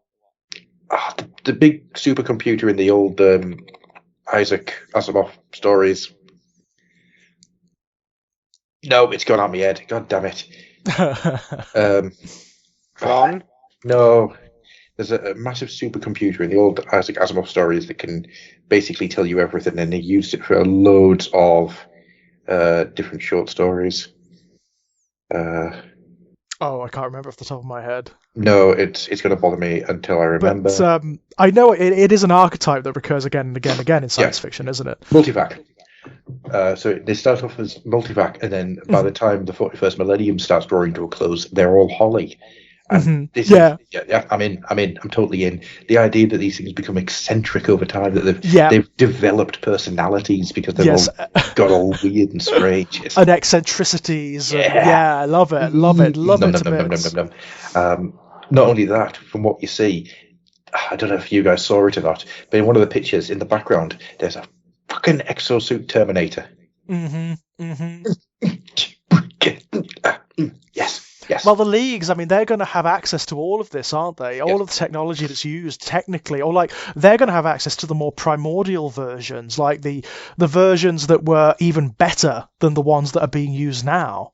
So, wow, this could be absolutely fascinating. But you could actually see permutations of what's used by Space Marines and by the Astra Militaria and so on throughout the Imperium. Yeah. I mean, the pictures that we've seen, there's one picture, and it's a guy with like super computery skills doing full-blown Minority Report style finger pointing. Yeah. And in the background, you see all the different armor that people are wearing, and they are such an obvious throwback to a rogue trader. Yeah, there's so much there. But it's been updated and it's been modernized, absolutely. But you look at like the curved shoulder pads and stuff, and it's just like... the leagues, by their very nature, they are the perfect area to do this, aren't they? To produce callbacks to the old miniatures ranges, because that is what they are, isn't it? You know, these ancient. I want to know because there's these hints about how they were lost and they've been recently found again. Now, recently in 40k could be anything from last week to a couple of thousand years ago. I was going to say recently is very relative when you're talking about 40,000 years. Yes, yeah, that's the interesting part. So we'll see what that turns out to be. I'm hoping it was last week because that'd be really funny.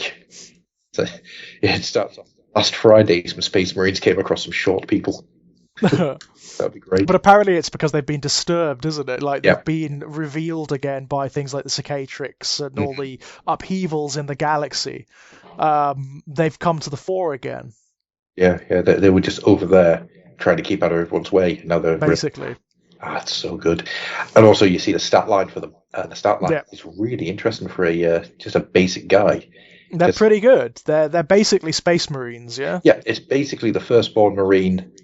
It's the typical post-human stat line with just the movement reduced by an inch. Movement, and they don't have as many wounds as Space Marines do. How do you think they're going to play then?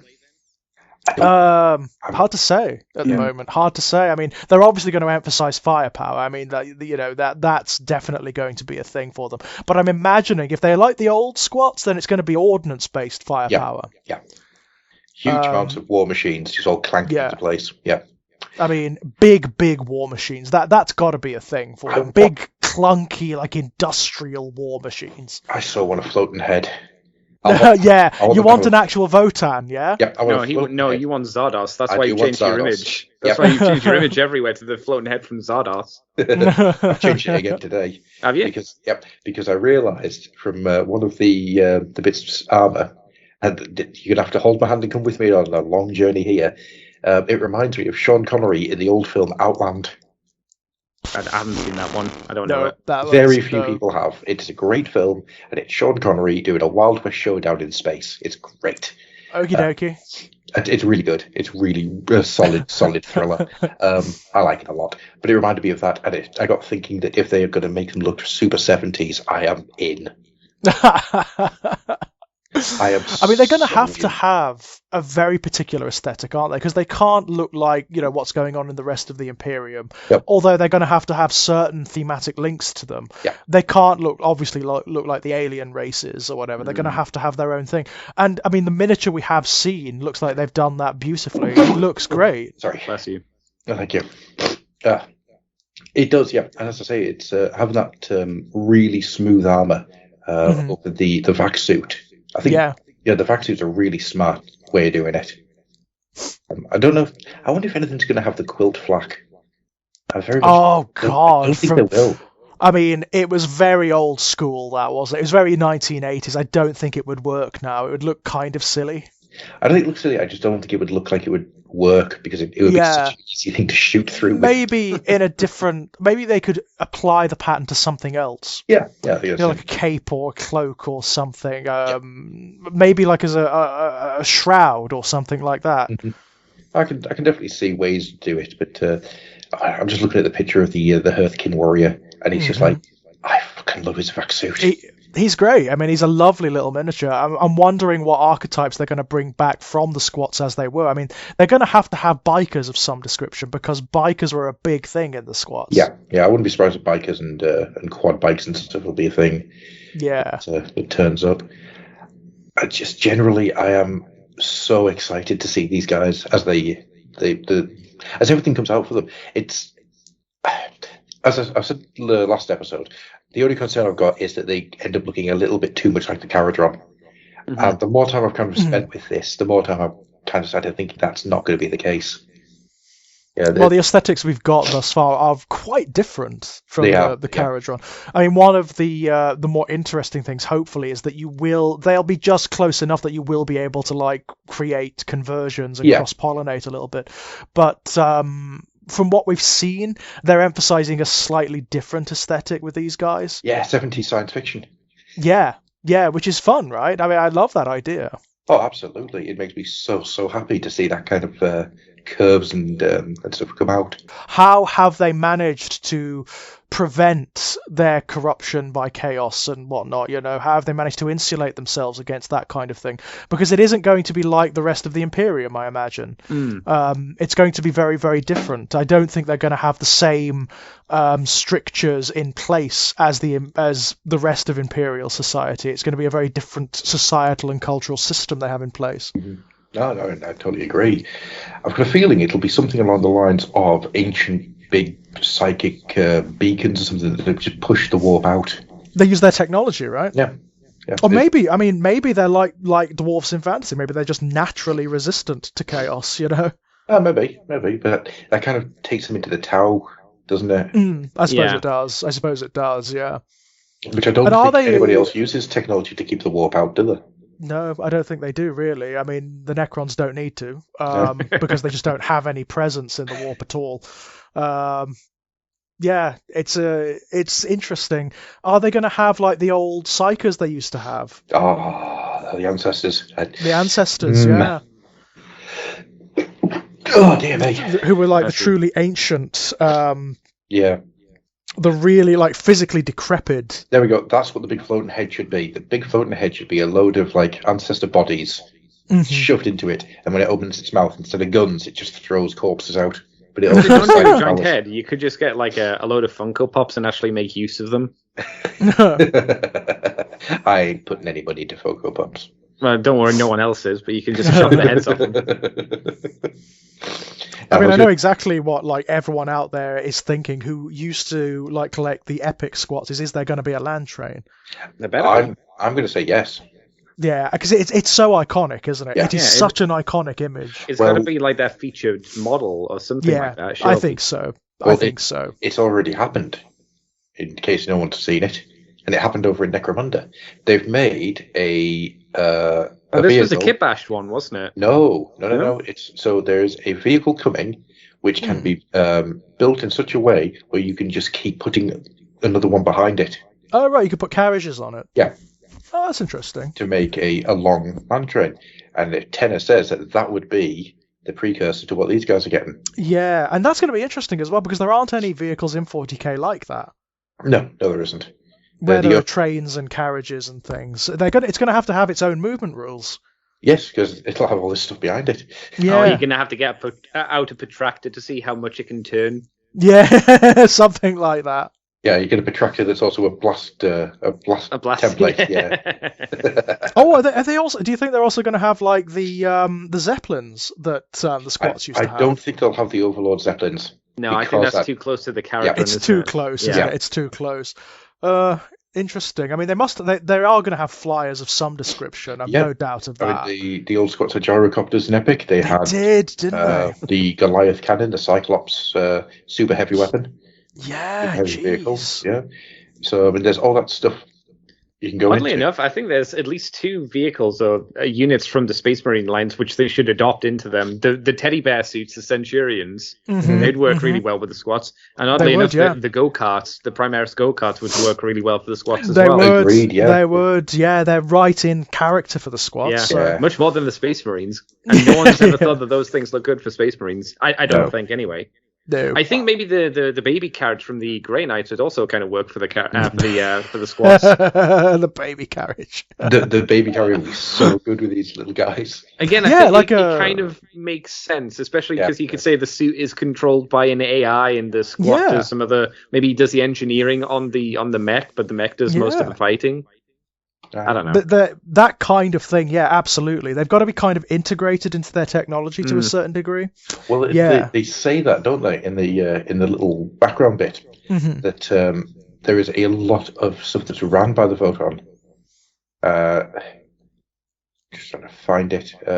You get the impression that, like, they live in our colleges, don't they? Yeah. That's the impression you get, that they live in our colleges that are entirely regulated by the Votan. Yeah. Yeah, and the idea that there's going to be full AI attachments to things. Oh my god, it's going to be paranoia, isn't it? Yes. Holy shit!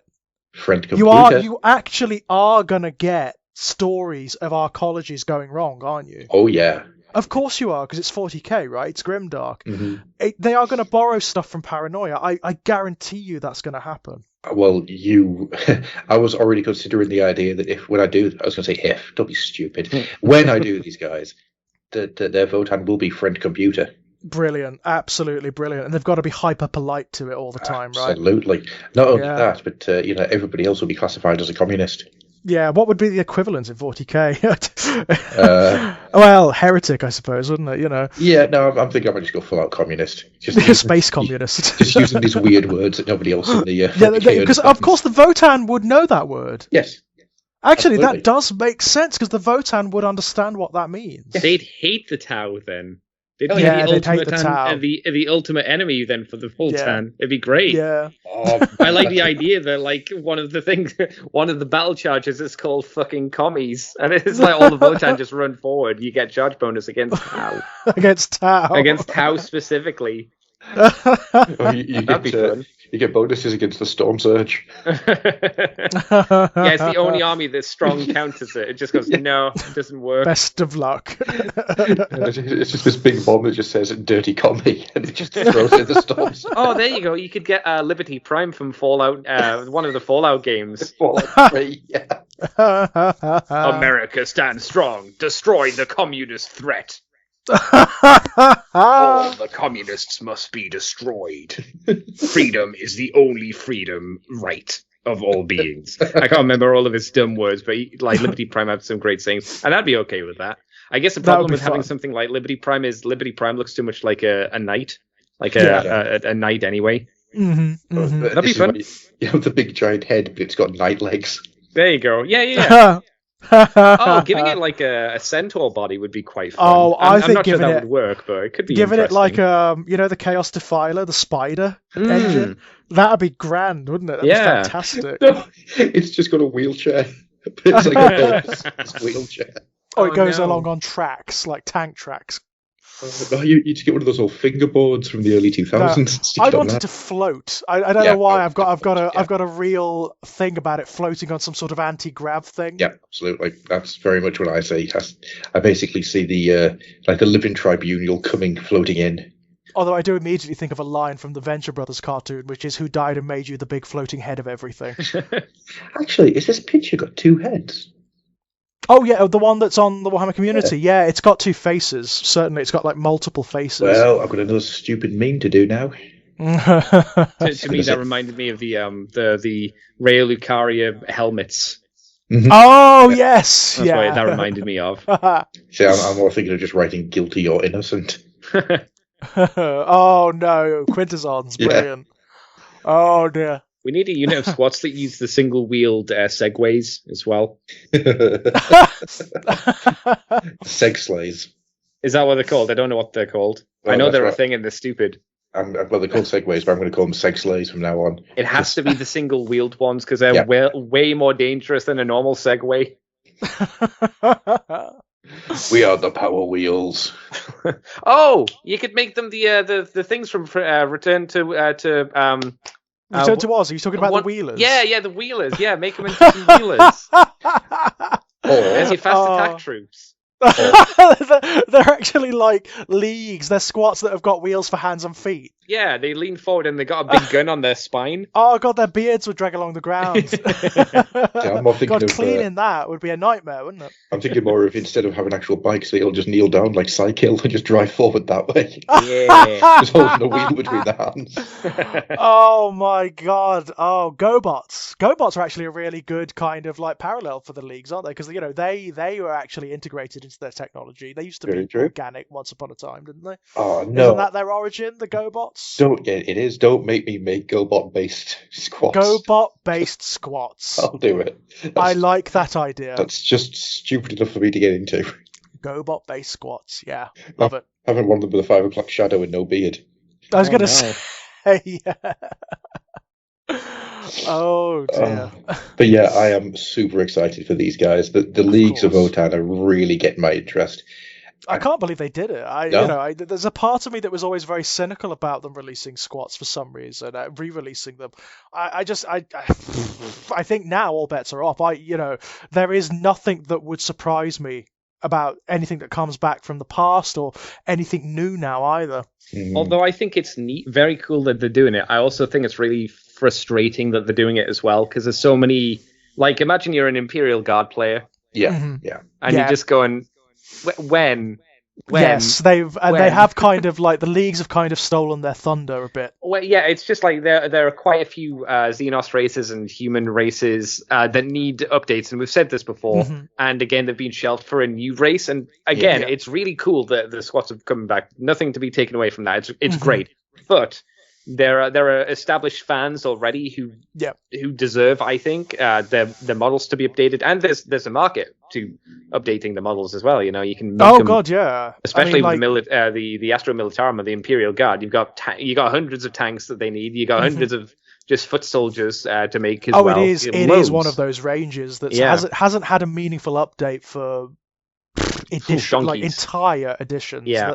The last meaningful update to their range and to their rule set was back in 4th Ed. Way back when. Since then, they've been an also ran. You know, it's just been like, just get the codex out. Maybe there'll be one or two new miniatures every now and then, but nothing to write home about. And They need they've been doing good progress with the Eldars recently. Obviously, Oh, again, that range yeah. isn't perfect. It's still But got it's- holes that needs to be fixed and patched and but stuff like that. But it's my been massively God. helped. Oh yeah, it's been You know. massively overhauled. They are again, the Eldari are a significant force again. They're a meaningful force in 40k again, which is great to see. They need to do. And I'm sure they will. That's probably why they've held off the Astra Militarium, because they know they need so much work. The same was true of the Chaos Space Marines. They've been like middling along for the longest time. So that's why I think it's like I say again, it's great, but it's also frustrating. It's not I don't think it's the time to do a new race when so many of the current races feel lackluster in terms of their ranges. Yeah, apart from they the Space could Marines, which is the only one that doesn't. Yeah, they never will. They'll always be. They'll always be there, won't they? Yeah. But yeah, we've got a couple. There's a couple of interesting outliers. There's the Astra Militaria and the Chaos Demons, of course. Oh, They're they both core armies, right? Yeah. Not at all. I imagine, Chaos Demons are going to be the last one they do. Yeah. Outside of new armies like the World Eaters, which we know are coming, and eventually the Emperor's Children and whatnot, like the new, like the stuff that's never been an army before, or even new races. The Chaos Demons are going to be the last established one they do. Yeah. Well, yeah, because then they'd have to update AOS, and they don't want to do that. Right. And also, Chaos Demons are going to need, of all the armies in 40k, they are going to need the most changes. Yeah, you either got to give them some specific 40k range demons, or you've got to work the rules really hard to make melee viable. Yeah. To the point where, like, I don't know, the Chaos Wave makes bullets droopy and lasers fizzle. There is going to have to either you're right. You're absolutely right. It's going to have to be one thing or the other. They're going to have to either expand the range of demons enormously. That would be my option, to be honest. I would love to see new demons, because they did technically make the Zangor rangey, didn't they? Because there's the option to have them with chainswords and bolt pistols. That's right. Yeah. So I guess you could do something like that with the other demons potentially. Well, why not? One thing they could do, they could go back to some of the older rules. Like back in Second Ed, all demons were psychic. All of them. Units of demons were psychers. And they could cast spells and whatnot. If they did that again, that would solve a lot of the problems. Suddenly you'd have ranged attacks. Suddenly they would have a bit more going for them. Or they need to do something with the universal rules that makes them viable. Like a warp storm or something. Something like that makes them more viable. Because as it stands in Ninth Ed, with all of its massed firepower and whatnot, its high damage firepower, they're not going to work. No, they'd just get wiped, wouldn't they? Yeah. There's a reason why nobody uses the 8th Ed Codex in 9th, because they literally can't function. The way to do it, I think, is that you give demons, not only you have the bit more range and a bit more hand-to-hand, but you use the psychic combat phase as a way of doing more things. And I don't just mean moving around. I mean, you're not just casting a psychic spell, you're changing the battlefield, or you're limiting another unit, like an enemy unit. That makes sense, because that's what happens when demons... for demons to appear in any kind of mass, then there needs to be a warp storm. There needs to be some serious chaos shenanigans going on the world in question. So that makes enormous sense, And from a game perspective, I suppose you could use, like you suggested, Griff, like areas of effect. Well, I don't know, if you're playing a Nurgle army, it creates a big old blob of poison ground, so if a unit's standing on it, they have to move, otherwise they're going to take so much wound damage, or take a debuff or something like that. Makes perfect sense. A Khornate army, these unit steps into the area, they instantly turn and start attacking a friendly unit. Stuff like that.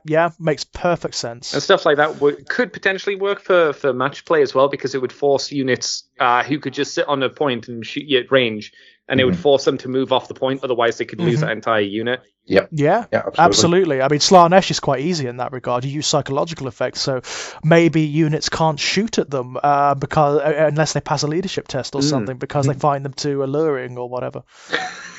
The unit just starts masturbating. Right there. They become preoccupied. Just right there. You don't want to see Tyranids doing that, though. No, you really don't. Jesus. I'm more concerned about how the orcs do it, to be honest.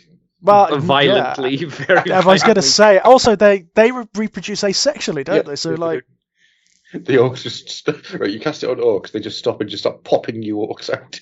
I was going to say, yes. Oh, like gremlins Actually, when they get the water poured on yeah. them. Yeah, it's like this Slanesh guy's just going, well, I've made a terrible mistake. No, there's nothing's a mistake for Slaanesh. Oh, that's brilliant. Anyhow, right, we'll start wrapping this up because we're at nearly 2.5 hours. It's been somehow that's 2.5 hours. I don't know how that time passed. That's been absolutely lovely this evening. Mm-hmm. So, to start wrapping things up, we will first go to Andy. Andy, in your sensuous tones, tell us about places where you may be, that you may be seen and that you may be heard. You can view my boudet on the interwebs as Decayed Andy. I'm on Twitch as Decayed Andy and YouTube as well. Twitter as Decayed Andy, on YouTube streaming and whatnot, and Twitch streaming. I'm Decayed Andy, and we're doing Sekiro at the moment since I just picked that up. Oh, yeah, it's a good one. It's very difficult though.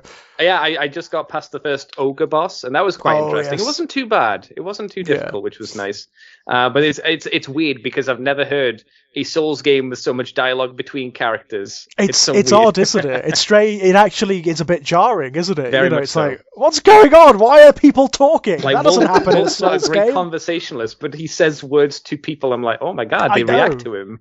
It's like, this is wrong. But it's still got a lot of implied story. Yes. It's, I'm enjoying it because I like the Tenchu games, so it's a subtle sequel to Tenchu, so I'm happy about that. Pretty much. Yeah. I'm also on the Moonbase 2 podcast. Just put in Moonbase 2 Transformers podcast. You'll probably find us. Me and Mikey talk about things a lot. There you go. That's me. Cool. How's Mikey? He's Irish. No change there then. He hasn't decided to be better than he should be. No, he's still got that issue. Bless him. Okay, that's fine. Very happy about the new Jurassic Park movie, and I'm like, oh, Mikey. It's just basically Deep Blue Sea, but not as fun. To be honest with you, if the new Jurassic Park movie is as good as Deep Blue Sea, I'm happy. I'm happy. Deep Blue Sea, great film because it's stupid. Oh, it's so wonderfully great. It is. It's brainless fun. Oh it? Yes. Like totally gonzo bonkers brainless fun. Yes. I love the fact that Deep Blue Sea and Deep Rising came out in the same week. Deep Rising is really good as well. That's a really fun little horror film as well. Good old Treat Williams fighting giant tentacles. It's great. What were they? Were they barnacles or something? I remember they drank people. That's how they killed you. An amoeba, basically. Oh, that's what it was. Okay. It was like a gigantic kaiju-sized amoeba with loads of tentacles. Fun film. All right. Have you not seen it, George? No, I don't think I've seen that one. You've never seen... It's worth watching. It's kind of schlocky 90s horror movie action-y kind of thing. Right. I'm alright with that. Yeah, go for it. I'd say give it a watch. It's fun. Yeah, I'll have a look for that. Yeah, I'm into that. Kind of thing I would have watched when I was a teenager. Oh, 100%. Yeah. 100%. And it's Treat Williams, and Treat Williams is just... Treat Williams is one of those guys who I've enjoyed every film I've ever seen him do. None of them are good. I like that. I like that a lot. That's a ringing endorsement. That is. Yeah. He did a series of films called The Substitute, where he is a teacher that goes into a whatever, like a rough school or whatever. Yeah. And so, he basically beats the hell out of everybody who's bad and makes everyone good. Right. Yeah, it's that kind of film. But they are an absolute joy to behold, because the first one is a very serious New York, quite a gritty film. As it goes on, it gets dumber and dumber until the fourth one, where he's coming in to be a substitute teacher in a US military base. Oh, God. All right. Fucking love Treat Williams. The man's great. And I bet you no one has talked this much about Treat Williams in 20 years. George, where can people find you if they're not talking about Treat Williams? Well, in that instance, if that's the caveat, then nowhere. You can find me all over the internet at the moment. You can find links to all of my published work over at strangeplaygrounds.com, along with blogs and free short stories and whatnot. Recently had a short story published in a collection, The Book of Queer Saints, which I would recommend massively highly. I know I'm biased, I'm in it, but the stories in that book are fantastic, honestly. I mean, it's I can't believe the writers I'm alongside in it. They're just amazing writers in the small press and the independent press, people like James Bennett and Haley Piper and whatnot, Eric LaRocca, just amazing writers. It's a beautiful collection, and I'm really, really proud to have gone in it. I'm really proud to have gone in it. That's ace. Beyond that, you can find my most recent short story collections, the Born in Blood volumes, over at Perpetual Motion Machine Publications, and also on the Evil Empire of Amazon. You can also find me knocking about over at Exaggerated Elegy on YouTube, where there are video game Let's Plays and videos on all sorts of things, podcasts on literature and politics and philosophy and everything you could possibly imagine, depending on what I'm feeling like talking about at the time, you know. Currently doing Elden Ring, you know, obviously, because everyone's doing Elden Ring, can't avoid it. Did you think it's I was amazing. joking when I sent you a message like 2, 3, or 4 weeks ago when I said you will literally get up to 200 episodes? I'm getting that now. I'm Yeah. understanding that it Yeah, is I wasn't literally going to joking. be, it is going to be the longest Let's Play on this channel. There is no doubt. Whereabouts are There you up is to? no Obviously, doubt. compared to where you are with your recordings versus where you are in life. I'm in Lanedale at the moment. I'm Oh, wandering around you've Lanedale. got so much left to do. I know. so I know. much. Oh my It's God. it's a long runner. This one. This is going to be a long runner, but I'm going to do it to the end. Definitely, yeah. because Hell yeah. it's just so captivating. It's actually disturbing me how into this game I am. It's like I have to limit my time on it because it is life-consumingly brilliant. It is. I can't recommend it more highly. I really can't. Beyond that, if you fancy coming and chatting to me, you can find me over at Twitter on Enigmatic Elegy. Excellent stuff. As for myself, I do nothing because my days are taken up by everything else. However, over on the Fluffenhammer site, I have been writing some blogs. I have wrote a series of articles about how I made the little squats that I made, which I've just been putting out. I'm also starting, as a way of kickstarting myself into getting things finished, I'm going to be writing little developer blogs about the wild growth games I've been working on. Because that keeps stalling out. The problem I've got is I get into a role, I get a load of stuff done, and something happens, and I don't have the time to touch it for about 3 weeks. And then when I get back to it, I can't remember the thought process that I was having. So I look at my notes and I'll just go, nope, can't remember.